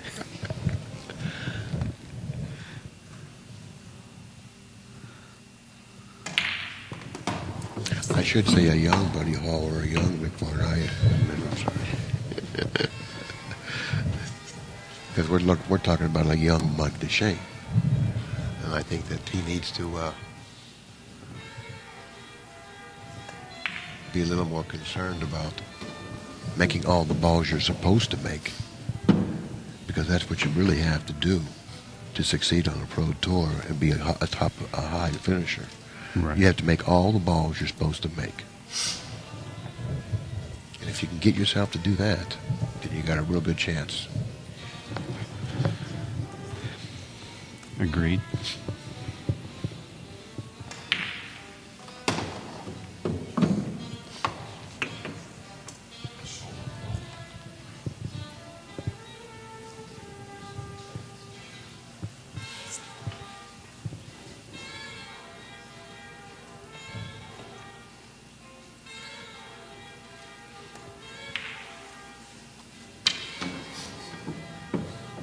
What happened there? He looked like he wasn't happy about something.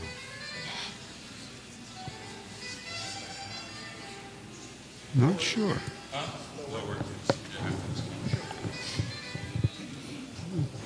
think he's got a natural angle here just to roll on down table here.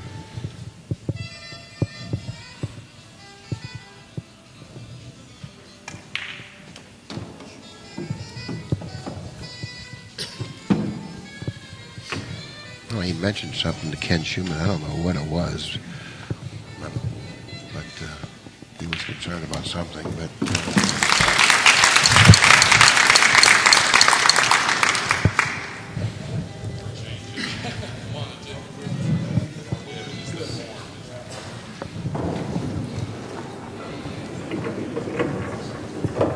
Jeremy Jones has regained the lead. I think that's the third or fourth lead change that we've seen. yeah, there was well, Jeremy went out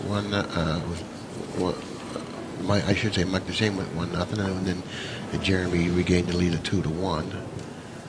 Then it was 2-2. And Jeremy had the lead of 3-2. It was 3-3. I think Jeremy had the lead of 4-3. Then Mike Dechaine went to the lead of 5-4. Then it was 6-4. You got this already, Ken? No, it was 6-3. I'm sorry. No, it was 6-3. Well, our ProPool.com stats, we've got Jones shooting an 892 and Dechaine shooting an 859. Yeah, that's about right.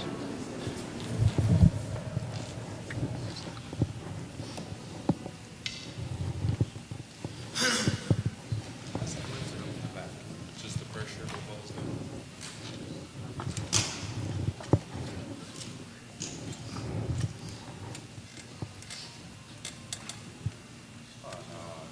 Either. I was just curious. That's cool. That's good. Yeah, I mean, I'm flying off the table. On purpose.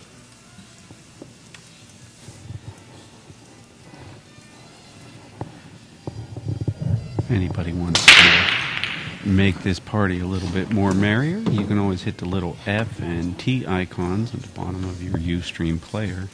Invite some of your friends from Twitter and Facebook.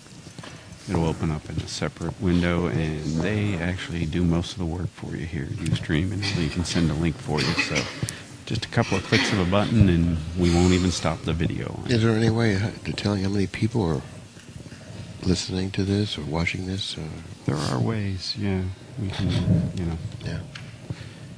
but Oh, really? getting up there. Are they enjoying this final match? You I think believe so? so. How do you know that? They'll say in the chat. And what do they normally say? They love to say how nice the stream is, and they get out there and Yeah. thank us, and we appreciate all the positive feedback and the negative feedback too if our sound isn't working right, which we really don't mess up too often, but they're glad to tell us when something's malfunctioning. They're liking it. We're getting a lot of thumbs up here. Yeah. They like the stream. Yeah. Clear. Yep, they like the commentary and everything. They do. Are they learning anything out there? I think they are, yes. How do you know that? Because I'm learning something, so they're learning something too. Oh, well, that's good.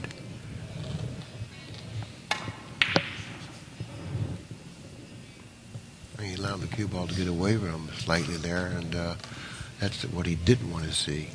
because the strength of that shot was to position the cue ball behind the 10, just about assuring himself of another opportunity back at the table with a pretty good shot. But since he's allowed Jeremy to see to 1, now Jeremy has control here. Let's see what he does.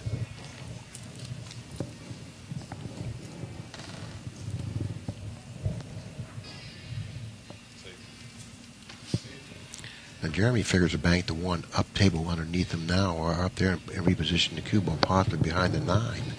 Let me see if he can do that. No, he didn't do it. He did something different. I don't know what he tried there.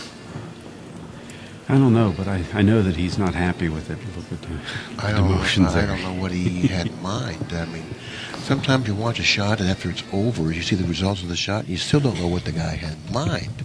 And that's not often. You watch a player like Jeremy Jones, after he gets done shooting, you just about not 100% of the time know what he had in mind. I don't know what he had in mind. And this cue ball here is, I don't know about this shot. Well, Jeremy definitely needed a return mistake, and that's what he got. Yeah, he was quite fortunate that Dechaine mishit that ball as badly as he did. Now he has to kick it to 2. You know, he's got an excellent chance of doing something good here, though. And I don't believe he's got Jeremy hooked behind the 4 here. I don't believe he can see the edge of the 2, considering the position of the 4. He's going to have to go 2 cushions underneath the 2. I kind of like Jeremy's chances here. I think he's a favorite to walk away from the table in pretty good shape here. The cue ball should end up behind a 4 somewhere.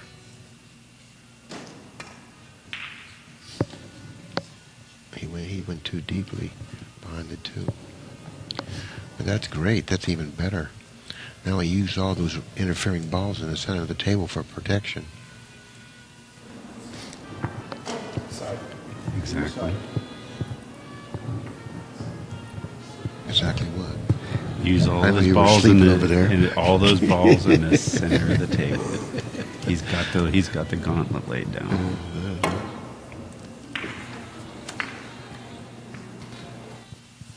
Oh, now he's worked his way to a shot here, but you know, dropping on the 3 is not automatic. It's pretty hard to tell whether he has enough room there on that 2. So it doesn't look like he's... Now this is a pretty tough shot. He's got a slight angle on the 2, which is going to send him to the right. But he's going to have to come back to the left again because it's positioned of the 3. He can play field goal position between the 7 and the 9, take a long shot. I don't know if he's going to do that. You know, it's going to be hard for him to do that because it's such a risky thing to do. So he's going to stop there, field goal position. You know, he had enough of a straight-in angle to stop the ball, and by stopping the ball, he has position. Sometimes it's hard to do that because you're going to end up with a tough shot on the 3, but a tough shot is better than no shot. Right. So that's the mindset then, the thinking process you go through. Is a tough shot better than possibly a hook? Oh, absolutely. Now you have to make the ball.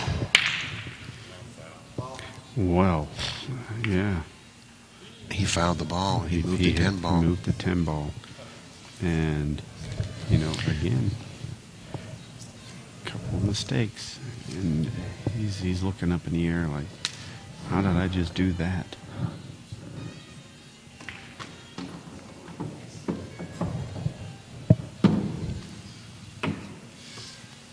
Nicely struck there.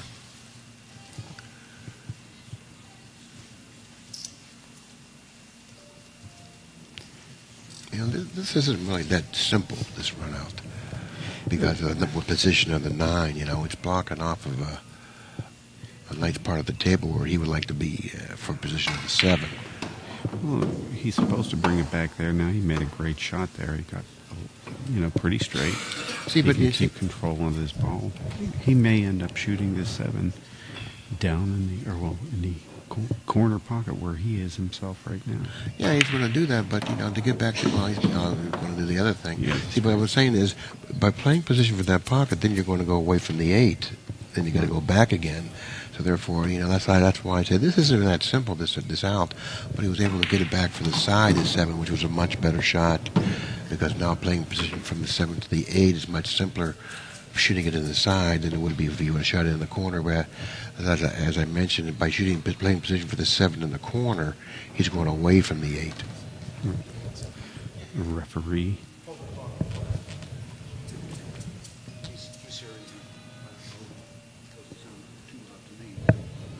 Okay.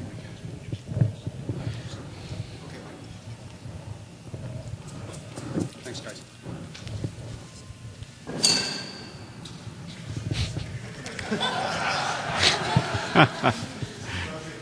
You didn't ask about them.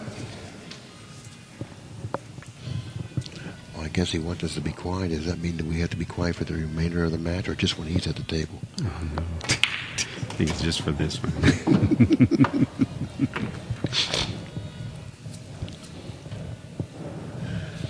And we are fairly far away from the table. Are we sharking him? I don't think we are. Do you think it's my voice, how it carries? Maybe Yeah, maybe I should might be carrying. talk at a little higher pitch like this. No? Yes, cut right through the air, Billy.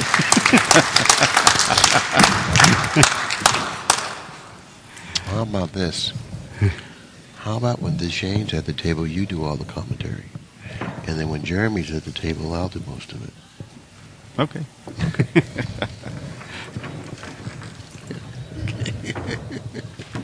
Would you have an old picture or something?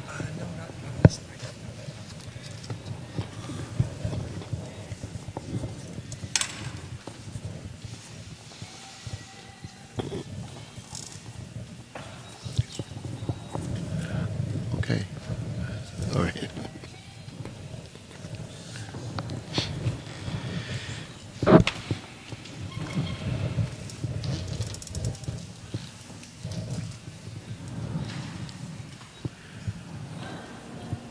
Oh, interesting.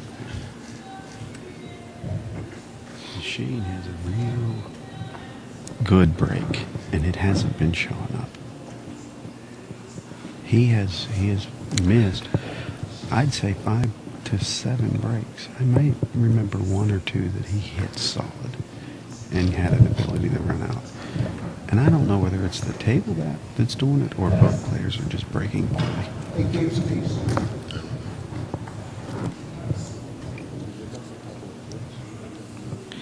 ProPool.com stats.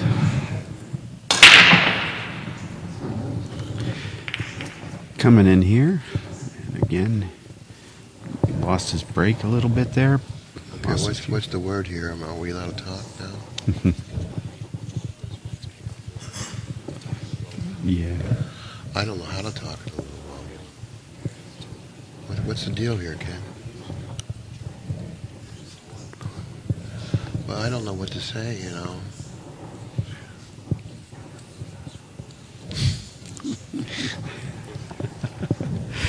Anyway, the ProPool.com stats, we've got Jeremy Jones coming in at 859 and Mike Dechaine at 872.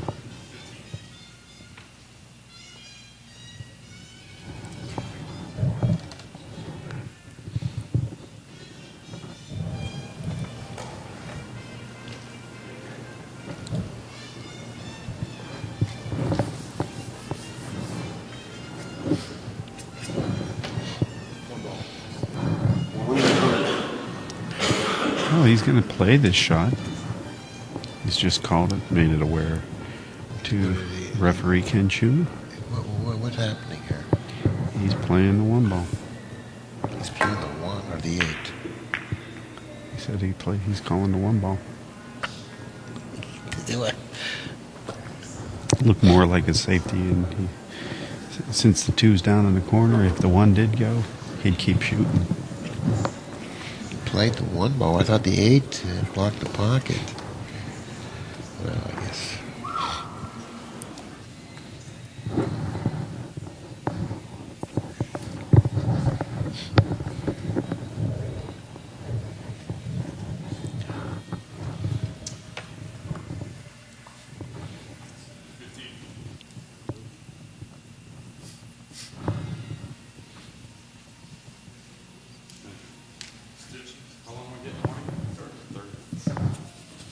Did he ask him how long does he get for an extension? He said 30 seconds. I think so. Is that what he said?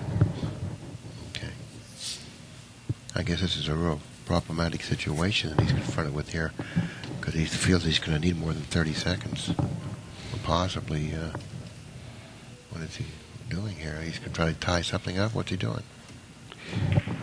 It does look like it, because he wasn't going anywhere near what I would say would be the right kick spot.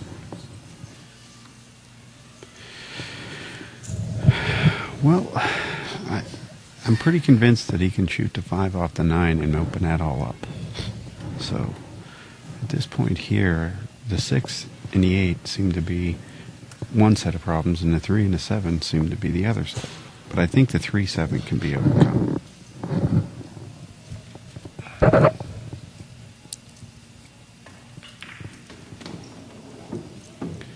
We tried to nudge that a little bit.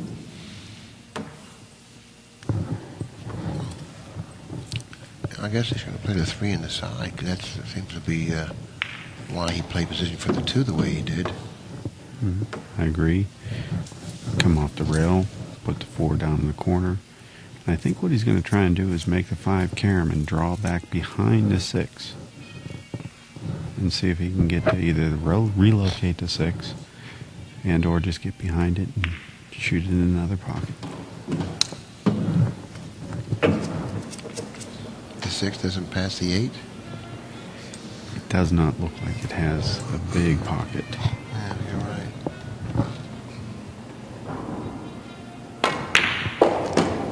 Oh, he's going back. He's going to play. I guess he's going to play off the 9 and go 2 pushes under around for the 6 and either the side of the corner. 1, 2. Now he's going to go over the side of the corner. Buckle your shoe, get it right in the side. Nice shot.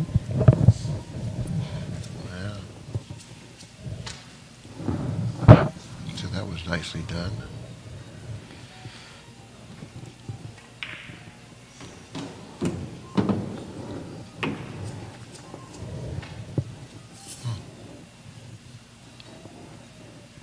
You know what? He don't get straight on the 8 here. He can get straight on the 8 here. He might have a problem. Well, he's not exactly bursting with angle here. He's going to probably follow this ball. Oh, he's speared it off the rail. Good stroke. Well, he's going to take the lead, it looks like, at 9 games to 8. This has been a pretty interesting match, not only in terms of the score, but, you know, how he fought back. And he called for his extension.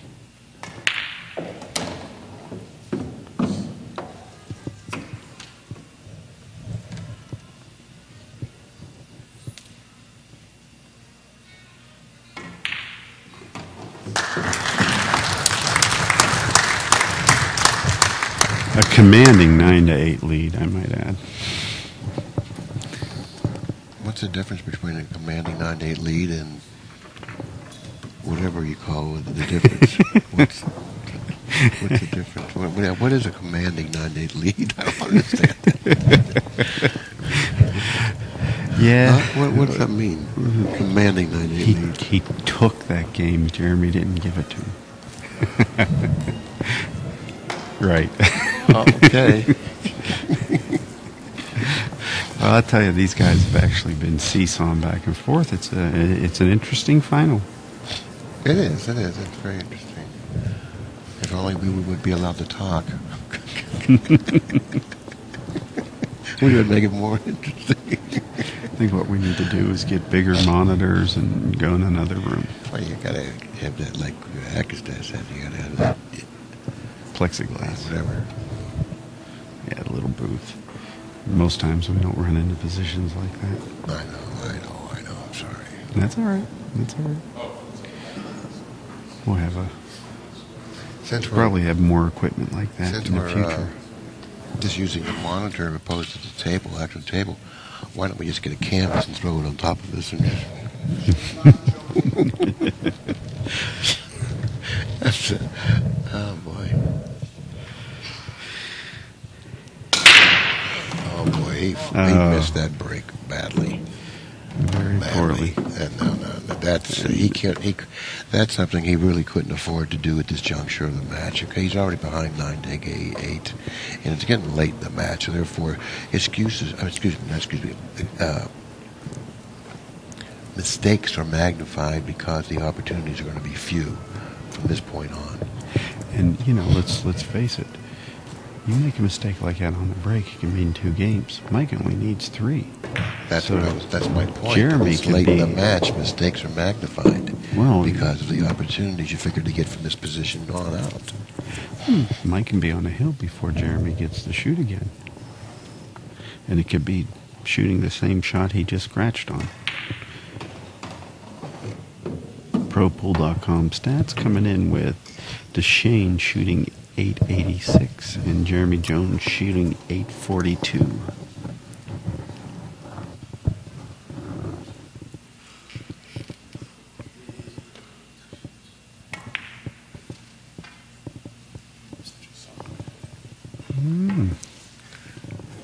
Well, Mike was quick to get out of line. Jeremy really got to bear down here because, he hasn't been breaking the balls well, and that's an indication to me that he's really not focused. He's not concentrating because you're really supposed to hit the break solidly and accurately, particularly at this stage of the match. You really have to break the balls good. I mean, that's a requirement. As badly as he struck the break the last time he broke the balls indicated to me that there's something wrong there. He's got to get it back together. Yeah. His timing's off. He's hit this 9, and that's just... I mean, he ran solidly into that 9 ball. I mean, there's something wrong right now with Jeremy's game. He knows he's got to get it together. This is the time. This is crunch time. Now, an experienced pro like Jeremy, knows what he has to do to get his game together. He needs to let his stroke out. He needs to shoot, whether it's, calm himself mentally, whatever it is. He knows it. Let's see if he can pull it together, though.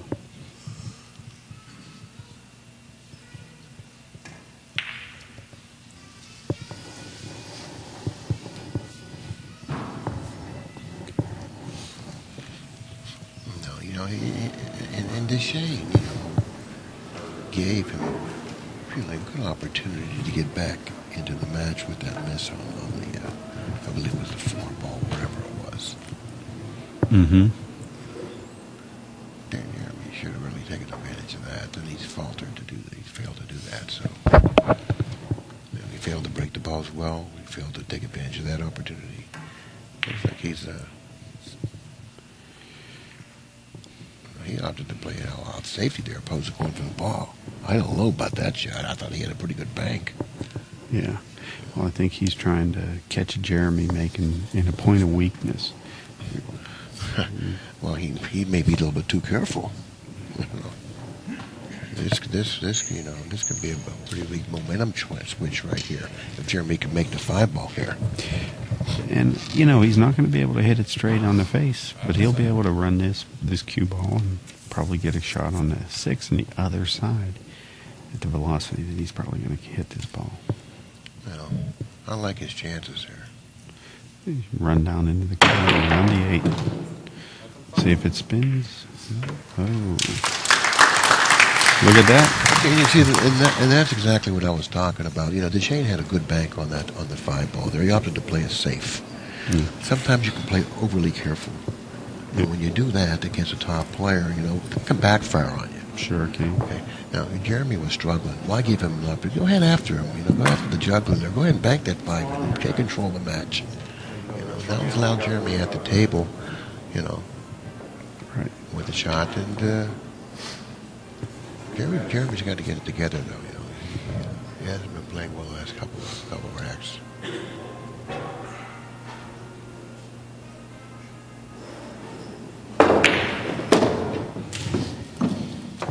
Now, that was a tough shot, particularly how he's been struggling of late. That's a tough shot. He was able to put it down. Well, he's going to have to take. This is a simple shot, but it's going to be telling is if he can get on the other side of the line to 8 to the pocket, so you can just go off the side rail and come back and get position on 9.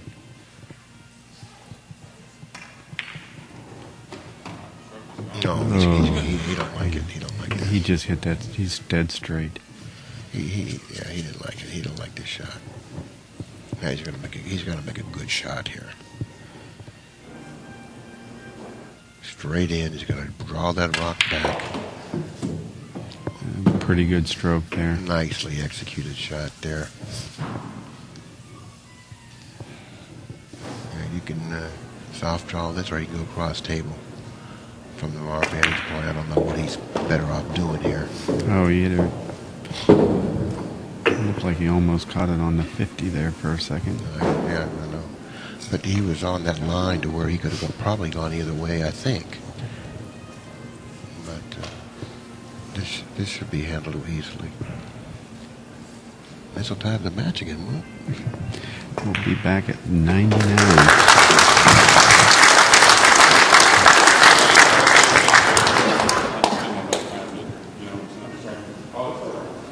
I was in a bad way too, Jim. Yeah. You took time out, so I didn't. Exchanging a few friendly words there with referee Ken Schumann. Our other referee, Ken, had stepped in and was the pinch hitter there for about a rack.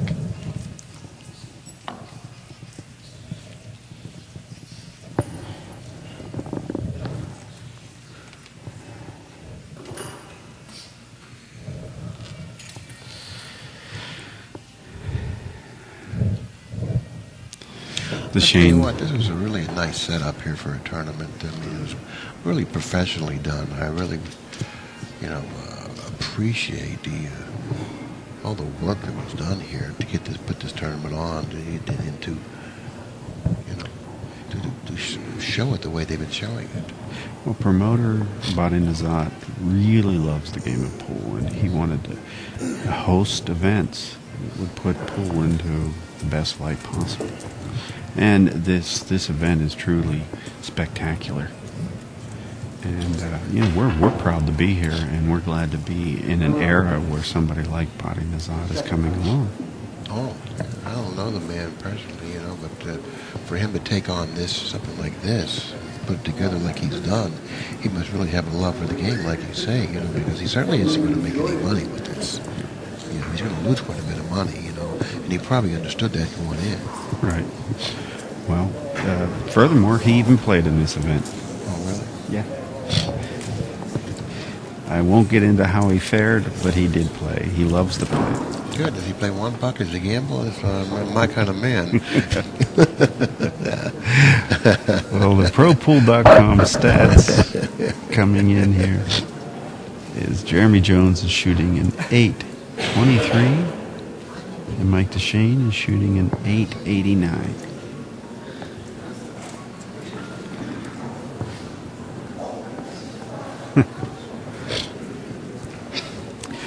I see that referee Ken Schumann is giving particular attention to this rack, and when you basically only have 5 games left in a whole tournament maximum, every rack counts. And I'm glad to see that he's doing so. When Mr. Dechaine comes back, I'm sure that he's thinking about how he's going to be breaking these balls. I think he's going to hit these balls square. Whose break is it? Since it's an odd game, it is the man who won the lag, which means it is Mike Dechaine. Okay. You keep giving me these tests. Yeah, I'll but pass at one least day. I'm asking you the same question all the time. You're just rephrasing it. What's 2 plus 2? Same thing as 2 times 2.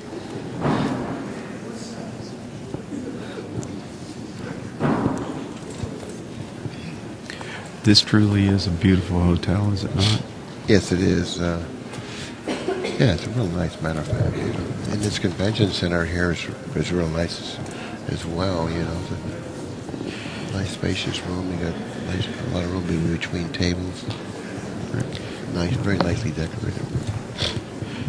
Well, the thing that I was going to say is Frisco, the town that this is in, is only about 8 years old. 8 years ago, this was all fields. And it's a booming city, and it's gorgeous. It's absolutely gorgeous. Yeah, there's a lot of construction and building in this part of part of Texas, I should say. Right. This is this is north of Dallas. I'd say 20 miles or something. Yeah. 25 miles. Another part of it is Allen. Allen's not too far from here. That's where my son lives, in Allen, Texas. They're building up down around that area as well. They're a little more developed than Corinth, or excuse me, than Frisco. Nice area right here. Well, you know, Corinth is where Jeremy lives.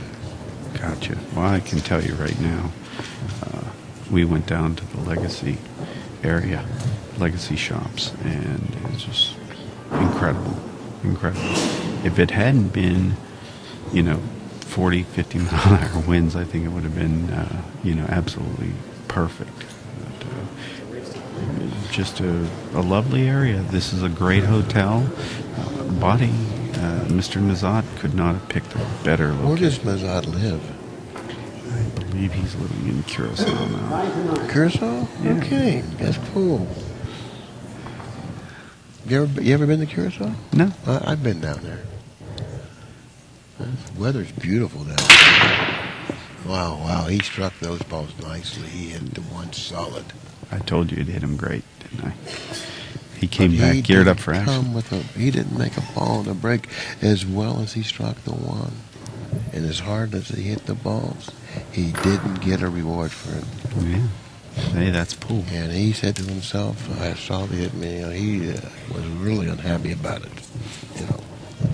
And I don't blame him. Yeah.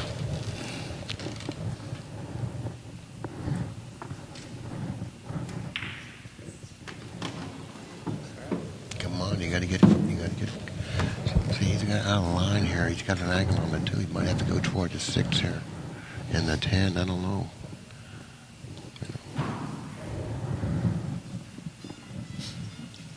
He's gonna have to draw it into the 6 possibly.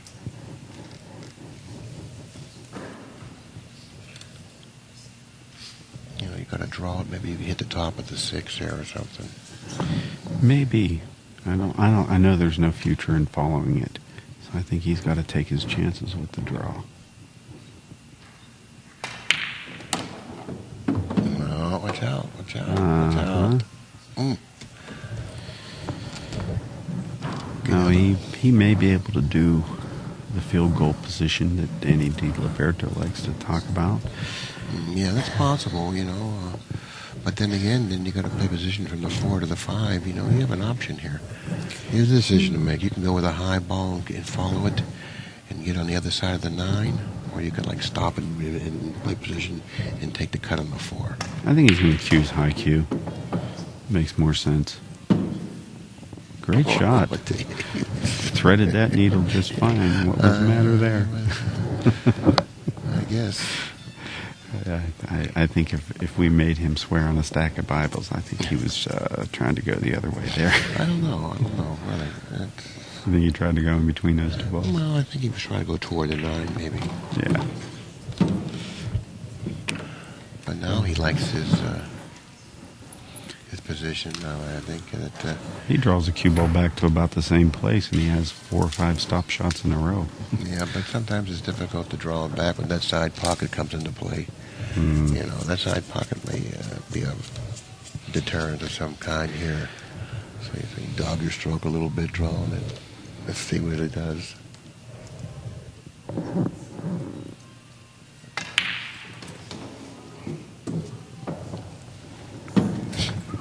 That's pretty good. Yeah, no problems. I mean, even if he's not straight in on the 7, he can go off the rail and go towards the 8. Keep good. A little angle. This is no problem here. This is very simple.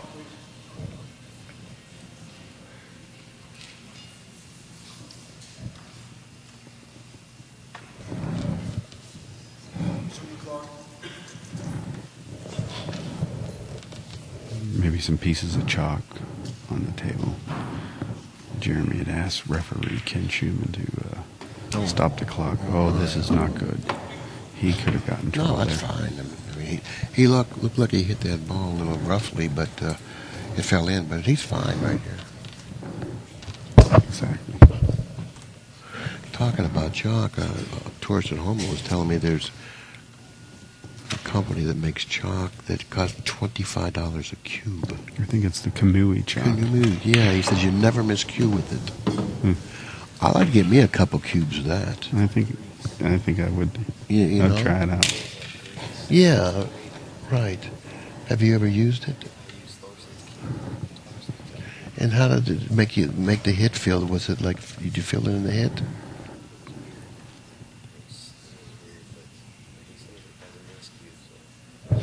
I guess if you can get past the feel of it and the sound of it, then you can't beat it, because how would you like to have a guarantee never to miss cue again? You're certainly worth a hell of a lot more than $25 a cube, especially if you're playing for, decent money. Oh, tell me about it. Looks like Jeremy's going to take the lead here, 10-9.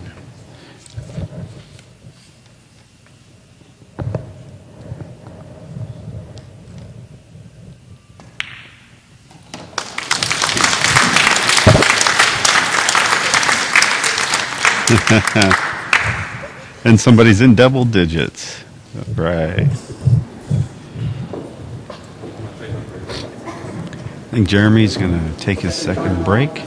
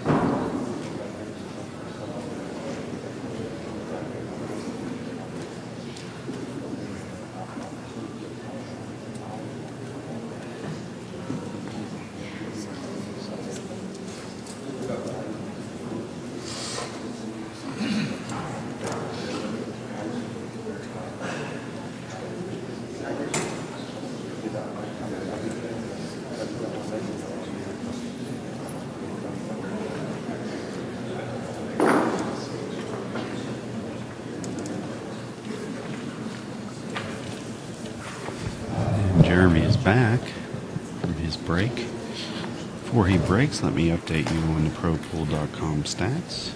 Jeremy Jones is shooting an 837, and Mike Dechaine is shooting an 889.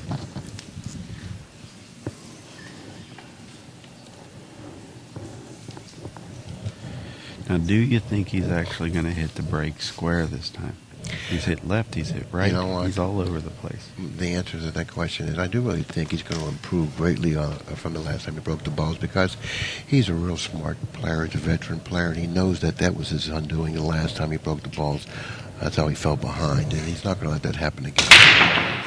Oh, he did. Oh. That's the second. But he scratched on the other side this time. He overcompensated. You know? Exactly. He overcompensated. Well, he's going left and right now. He hit a bunch to the left, and now he's hit a bunch to the right. And he's having trouble finding that spot. Well, you know, it's too bad that he had to try to find it this late in the match, because he should have been already, you know, zoomed in on it. He should be squatting that right in the middle of the table. because that's such an important shot. You know, particularly when you're talking about these kind of players, upper echelon players. You know, that break is such a big shot. Right. Mike is running around the table and ended up pretty good here.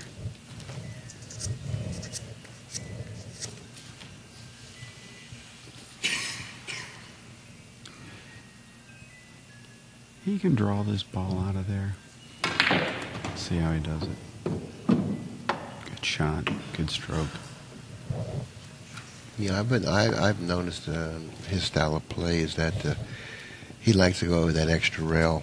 I mean, he likes to put a little more stroke into his shots, opposed to like killing balls and stuff like that. That's not his game. He has a power game, this guy.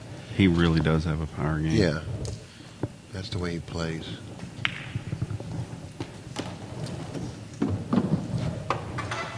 There's that funny angle again, you know, on the side pocket. It's so crucial sometimes when, you know, to select the right pocket to play position for, even though it may appear that that would be the correct pocket. You have to be really precise. And you fall off a little bit, then you have... then you're shooting a 6 past a point in the side pocket. Now, not only that, now going from the 6 to the 8 might be a problem. You know?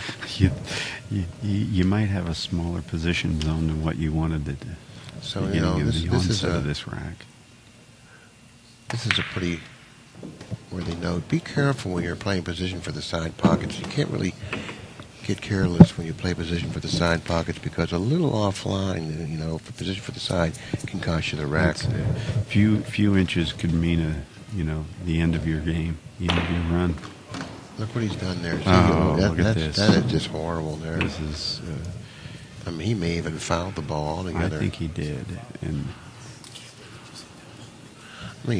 Jeremy's calling him on, and Jeremy's asking if it's a foul. He's looking right at Mike right now, and Mike's just continuing to shoot. Well, you know, sometimes that's the responsibility of the referee to get on top of a shot. When you're elevating like that, like he was, I think it's the responsibility of the referee to get on top of that shot, to take a better look at what's happening, because it's, you know, you're doing something unorthodox or whatever you might call it with the shot. So you're in close proximity with the cue ball and the rail and all kind of stuff. And if you're Jeremy and you don't see the referee take any initiative, you might want to call him over. And this is what Jeremy wants, is back at the table. Almost a carbon copy of the shot that Mike just had. Yeah, this is the kind of a shot where you really want to... You really know you have to hit this shot thinly because you don't want to miss it on the thick side. So when you have that mindset, shooting shots like this, you normally overcut the ball. Right. Okay. Now, but if you're in dead punch, if you're in good stroke, you hit the center of the pocket.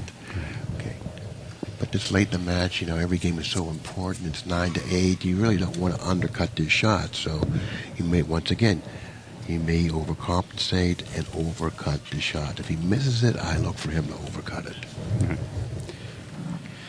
Now, the problem with this shot is you really can't. You either have to hit it with a hard speed or a soft speed, one or the other. You can't hit it in between. He's going to hit it with a soft speed because he's not going to want the one to come back across. Oh, he really butchered it. Well, he basically, yeah. He hit that every way bad. He butchered it. He wasn't ready to shoot that shot. That's the only excuse or reason I can see why he did what he did. He wasn't ready to shoot that shot. He was thinking about a couple different things, and he shot that shot without really being prepared to shoot it. And Mike's going to fire at this bang. He's going to kick it down near the hole.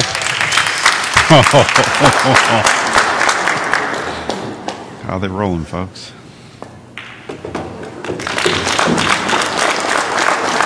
Jeremy's, you can't believe that it's 10-10 right now.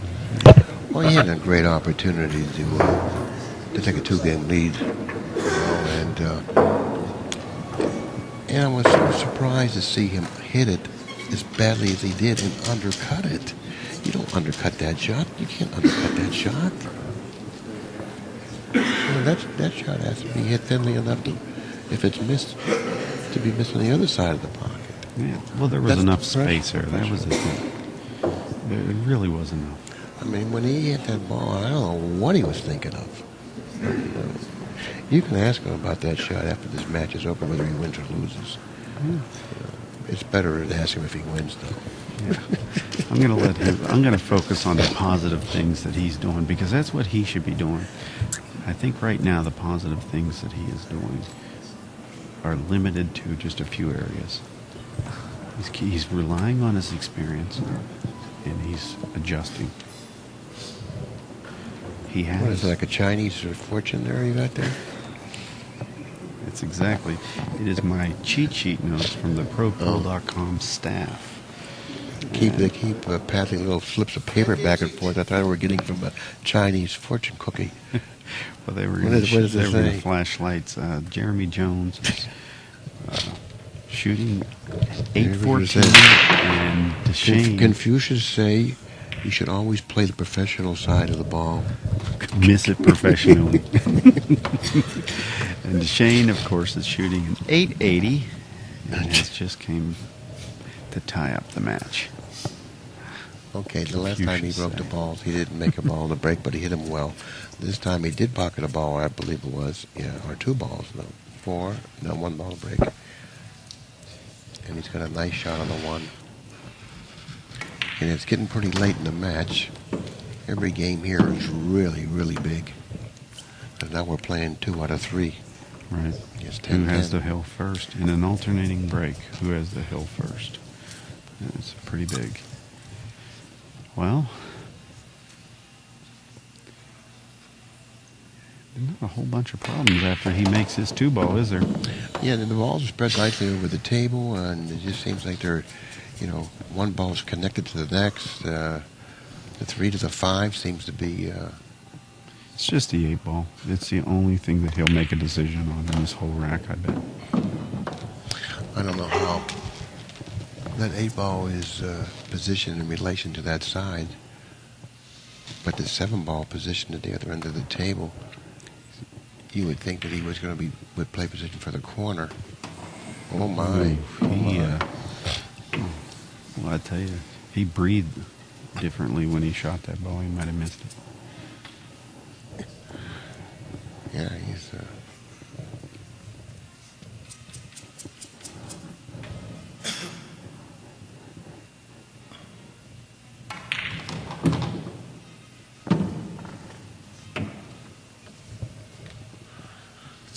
He's going to stretch a little bit here, I think.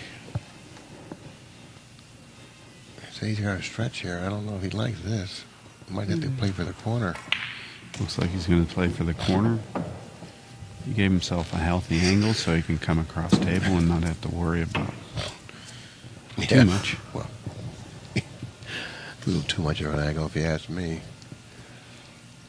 Because the 9-ball was positioned closely enough to that corner for him to end up with a better shot on the 8, but that didn't hurt him. He's pretty straight, but I think he can work this angle fairly well. He'll probably just slide up off the left-hand side rail here with a little left English. Looks like he has a hair of an angle down towards the 10. Look at this. He looks like he's drawing it. Oh, he did have the angle. Seems to be breathing, like he has a breathing exercise going on out there. You know what I mean? I mean, sometimes when you're under a lot of pressure, there's a certain type of breathing that you can use that'll help you. Yeah, those deep cleansing breaths and things of that nature. Get rid of that pressure. And I think that's what he's doing. I've noticed he was...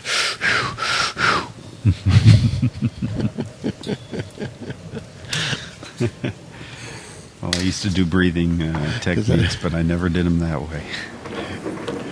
Because Johnny Archer kind of mentioned that to me. He says that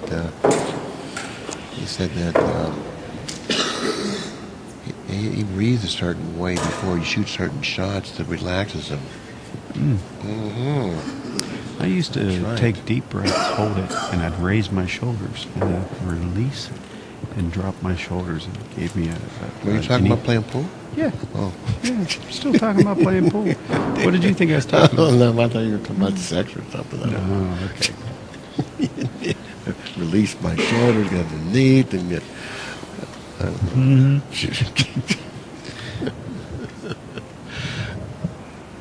Okay, Jeremy, this is no time to miss hit the break. You scratching the side again. You're not going to get another opportunity in this tournament. Last 2 times you broke the balls, you scratched to the side. It was the left side and then it was the right side. Okay, you have to break the balls well this time. That is a must. So the ProPool.com stats have shifted a little bit, with Jones going at 814 and Dechaine going at 891.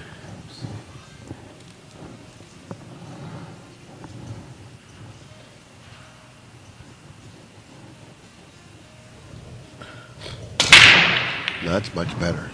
That was much better. I don't know if you're going to get rewarded. Oh, how about that? 6 ball. How about that? I mean, he would have never got that ball had he not struck that 1 ball solidly as he did. So that's the reward he got for hitting the 1 ball solidly. Well, back at the ranch, though, he's got a small angle up table, and the deuce is all the way down by the 10, and the 4-5 look like they're tied up slightly. Well, he never, he wasn't promised a rose garden, so therefore he's got some work ahead of him here, and it starts from the 1 to the 2. But I think that he's glad that he's at the table instead of Dechaine. Exactly. And the one thing that I got to say is, even if he runs out this rack, Dechaine, being the winner of the lag, gets the hill break. Okay, now that shot he just shot on the 1, that wasn't an easy shot. He had to elevate, and he didn't have much angle, so therefore he created the angle through his elevation and his perfect hit on that 1 ball to get where he ended up. Now the 2 to the 3 sounds somewhat automatic, but the 3 to the 4, there's a problem. He may have to end up playing a billiard 4-5. That's what I was going to say. He may end up trying to get back to the center of the table so he can billiard the 4-5, or the 5 off the 4. So he knew going into this rack after making a ball on the break that he had a lot of work in this rack. A lot of work. That's how bad you want it.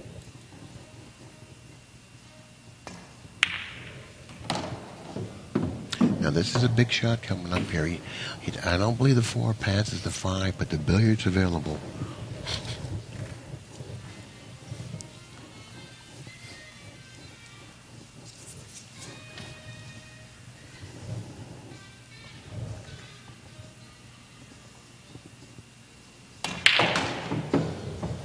He doesn't want to go too far. He'll lose his market on that billiard. Yeah, he doesn't want to go too far because going too far over makes this billiard play a lot more difficult. And not only that, it's much more difficult to control the 4 ball as well. Now he may end up rolling a cue right onto the 5 and making sure that the 4 doesn't hang. Well, looks like he's going to play the billiard here. Okay. Right, unless the 4 passes. Oh my. Oh. He didn't have much of a pocket. I'm really surprised to see him do that. I think that was a mental mistake. I don't think he was supposed to try that ball at all. Well, you have to give him the benefit of the doubt because you know if he's going to shoot the shot, it went by. Yeah, absolutely, and you really got to take advantage of that opportunity. You really can't get passive there. You got to take advantage. Let's be truthful. Even if it's tight and it's that tight, wouldn't you still want to think about playing the carom? Well, I think he committed himself because he went by that carom. You know, he didn't have the real natural carom on the 4 to the 5. He bypassed that line. Right. Okay. In order for him to play that 4-5 carom, he would have had to hit it really good. So therefore, he probably would have had to hit that carom as good as he had to hit the 4.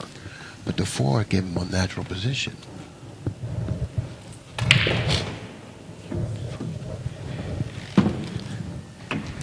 I think this is going to be the last game of the match here. I think these are the last 3 balls of this tournament.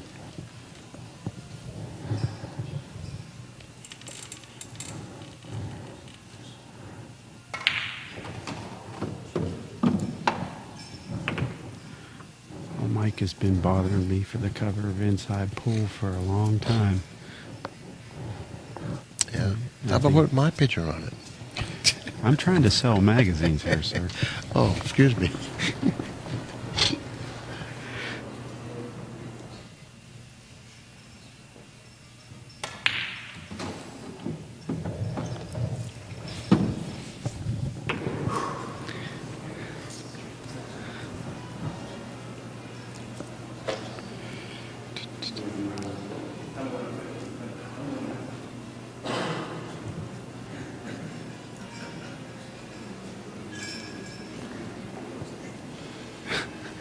The referee is informing him. Yes! And just like that,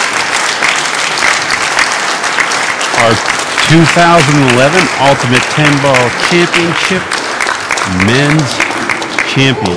Well, you know, you have to give your the props to Jeremy because, you know, he's not the type of a player that plays in all these events where Dechaine is. You know, he's taken a lot of time off of the game, but, you know, he's came back and he's really made a great showing. I mean, he went through a tough field here to get to the position that he ended up in, you know, with the hot seat, went to the finals. So you have to really applaud him for his efforts in this tournament. Oh, yeah, I think both players need applauded. I think Mike is going to get his applause because he is the winner. Jeremy, great showing this event. Great showing. And I just wanted to say they're going to have the award ceremony. We're probably going to broadcast the award ceremony here for everybody. So if you want to stick around and watch these players, the top 3 players are getting medals as well as a check. And Mr. Nazat has made some special medals. Got a great jewelry company to make them. And I forget the name of the company right now, and I don't know why. I should have wrote it down. But You'll hear from him. yeah, I will hear from him. It's in the press releases, but anyway, we would love you folks to stick around. We appreciate you tuning in. If you need to get some shut-eye and get the week kicked off early, we understand. These videos will be available on our YouTube channel at youtube.com/InsidePoolMag. I wanted to thank Billy and Cardona for coming out and hanging out with us and commentating in the final. There's one good way of thanking me, okay, is no. No, I really enjoy doing commentary because you know, I just enjoy talking about the game and you know, and trying to educate and inform people on what's happening out there, and make it more interesting for everyone. Excellent. Well, I want to let our viewers know that, basically, we enjoyed ourselves this weekend. That we are proud to be part of this great event. I'm really happy to see that Badi Nazat has come around and, you know, decided to put his efforts towards billiards. It's truly a great era, and I'm looking forward to seeing what he's going to be doing in the future. Yeah, that's wonderful. That's good. You know, seems to be a pretty good promoter and one that this game definitely needs. Definitely. We don't get too many like this, folks. So, you know, any support you can lend, by all means. And if you want to shoot Mr. Nazat an email, I'm sure you can do so over at ultimate10ball.com. But folks, we're going to set down our mics and relinquish everything to the people that are in the arena giving away the medals. Thanks, folks. Good night.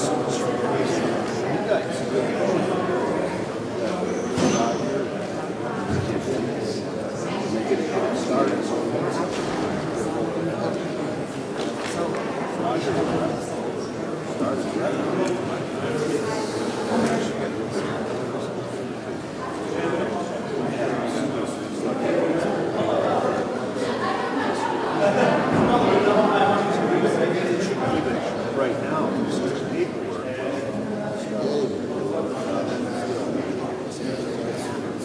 Still be hard. Still be hard. It's done.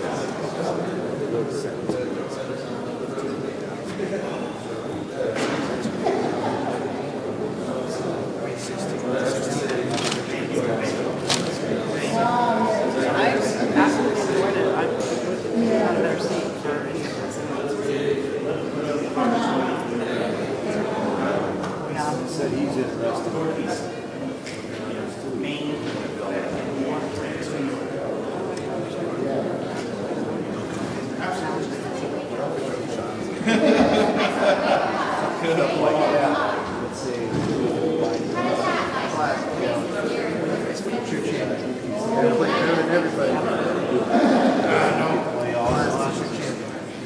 Give him right hand to 20,000. Thank you.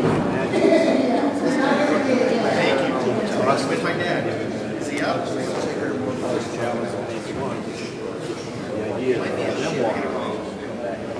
Yeah. Thank you. I got my coach. Thank you. Thank you, guys.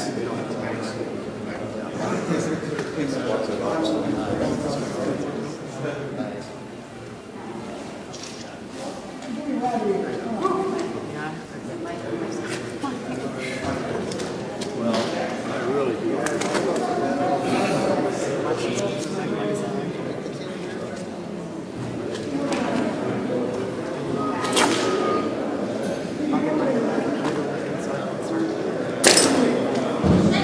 I'm going to check out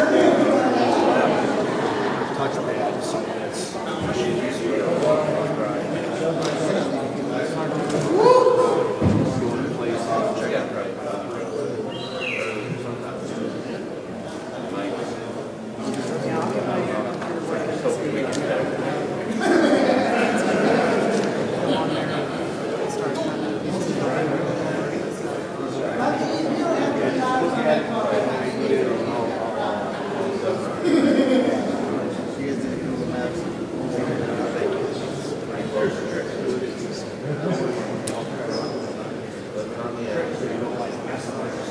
Expensive gas.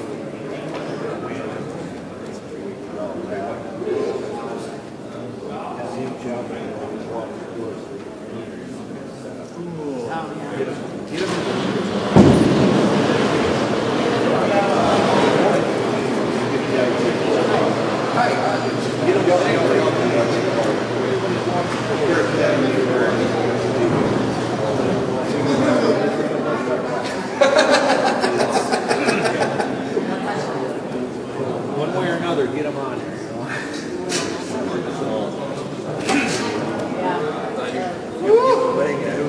Yep. I know, I'll sleep with it. Yep. Thank you again. Thanks,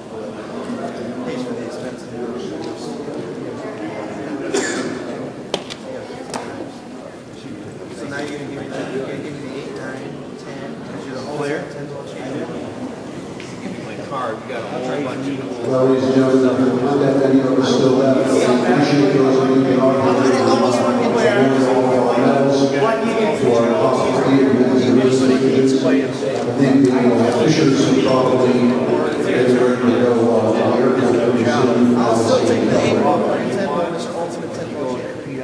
But we're congratulating right now.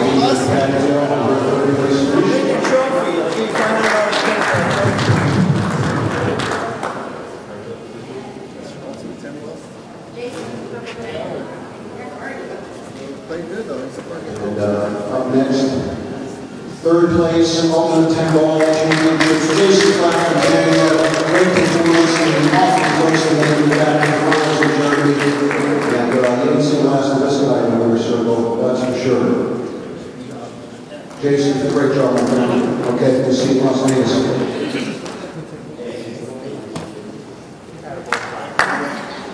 All right.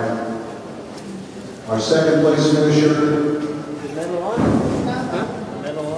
It doesn't mean he's second in anything. This guy is a class act. He's represented our game awfully well for many, many years. And it was an honor to have him here in Germany, which could have been a different color here. But congratulations on behalf of everybody here at Ultimate 10 Ball. And Jeremy Jones, 2nd place finisher.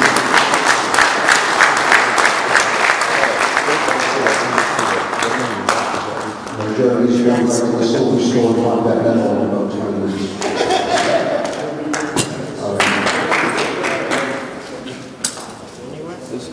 Does the wife get the check? All right. What are you here for? Okay, give me the check. Listen, this young man, 23 years old. In the past 20 years, he has risen pretty far up the ladder, and we know he's not satisfied yet. But this is another feather in his very young cap to go along with his other 2 majors. Mike, you handled yourself beautifully all week. We're very, very proud of you. We're proud to have you lead the 2nd ever Ultimate 10 Ball Championship. Congratulations, my friend. Doing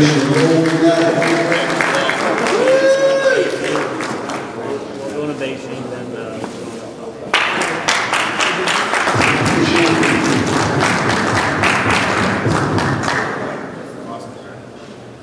well, Mike, you can wear the crown properly. You know that you never take it away from you. We look forward to you defending this title at the next Ultimate 10 Ball Championships. First of all, I'd like to thank the Ultimate 10 Ball, everybody here for an amazing event. Texas is unreal. Like I said, thanks Snookers, Providence, Rhode Island. Diamond Billiards, thank you guys. We do love you guys. Thank you. Thanks, Mike. Just want to say one last thank you to Ray Hansen and Big Truck. He does a great job. There's going to be plenty of stuff available on your YouTube or YouTube or whatever. Okay? Excellent. Thanks for a great job, Ray. And of course, I know JR's not over there. JR, Sally, thank you for everything from ProPool.com, Inside Pool, tremendous work. We're very appreciate it. I'd like to say thanks to Megan for all her hard work all week, and everybody that supported us back there, and all of our referees that worked so hard. And of course, my partner, Zach Dallas, right over here. This guy's worked awfully hard for a long time. And my friend, it's been a pleasure. You're a great partner. I'm looking forward to working with you many, many times. All right, my friend. Thank you, Ken. Thank you, Ken. Thank you very much. But anytime I do say thank you to him, he gets mad at me. So I'm not going to say anything about that guy. Want to play something?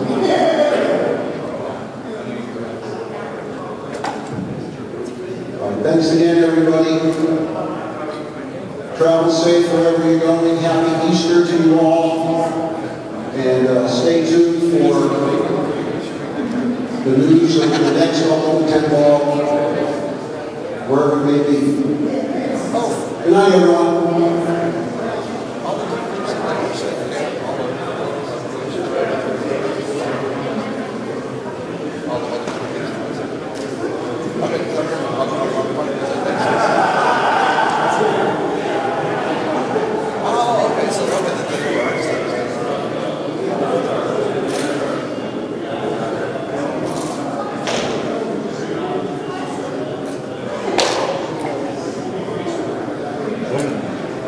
Take care of yourself.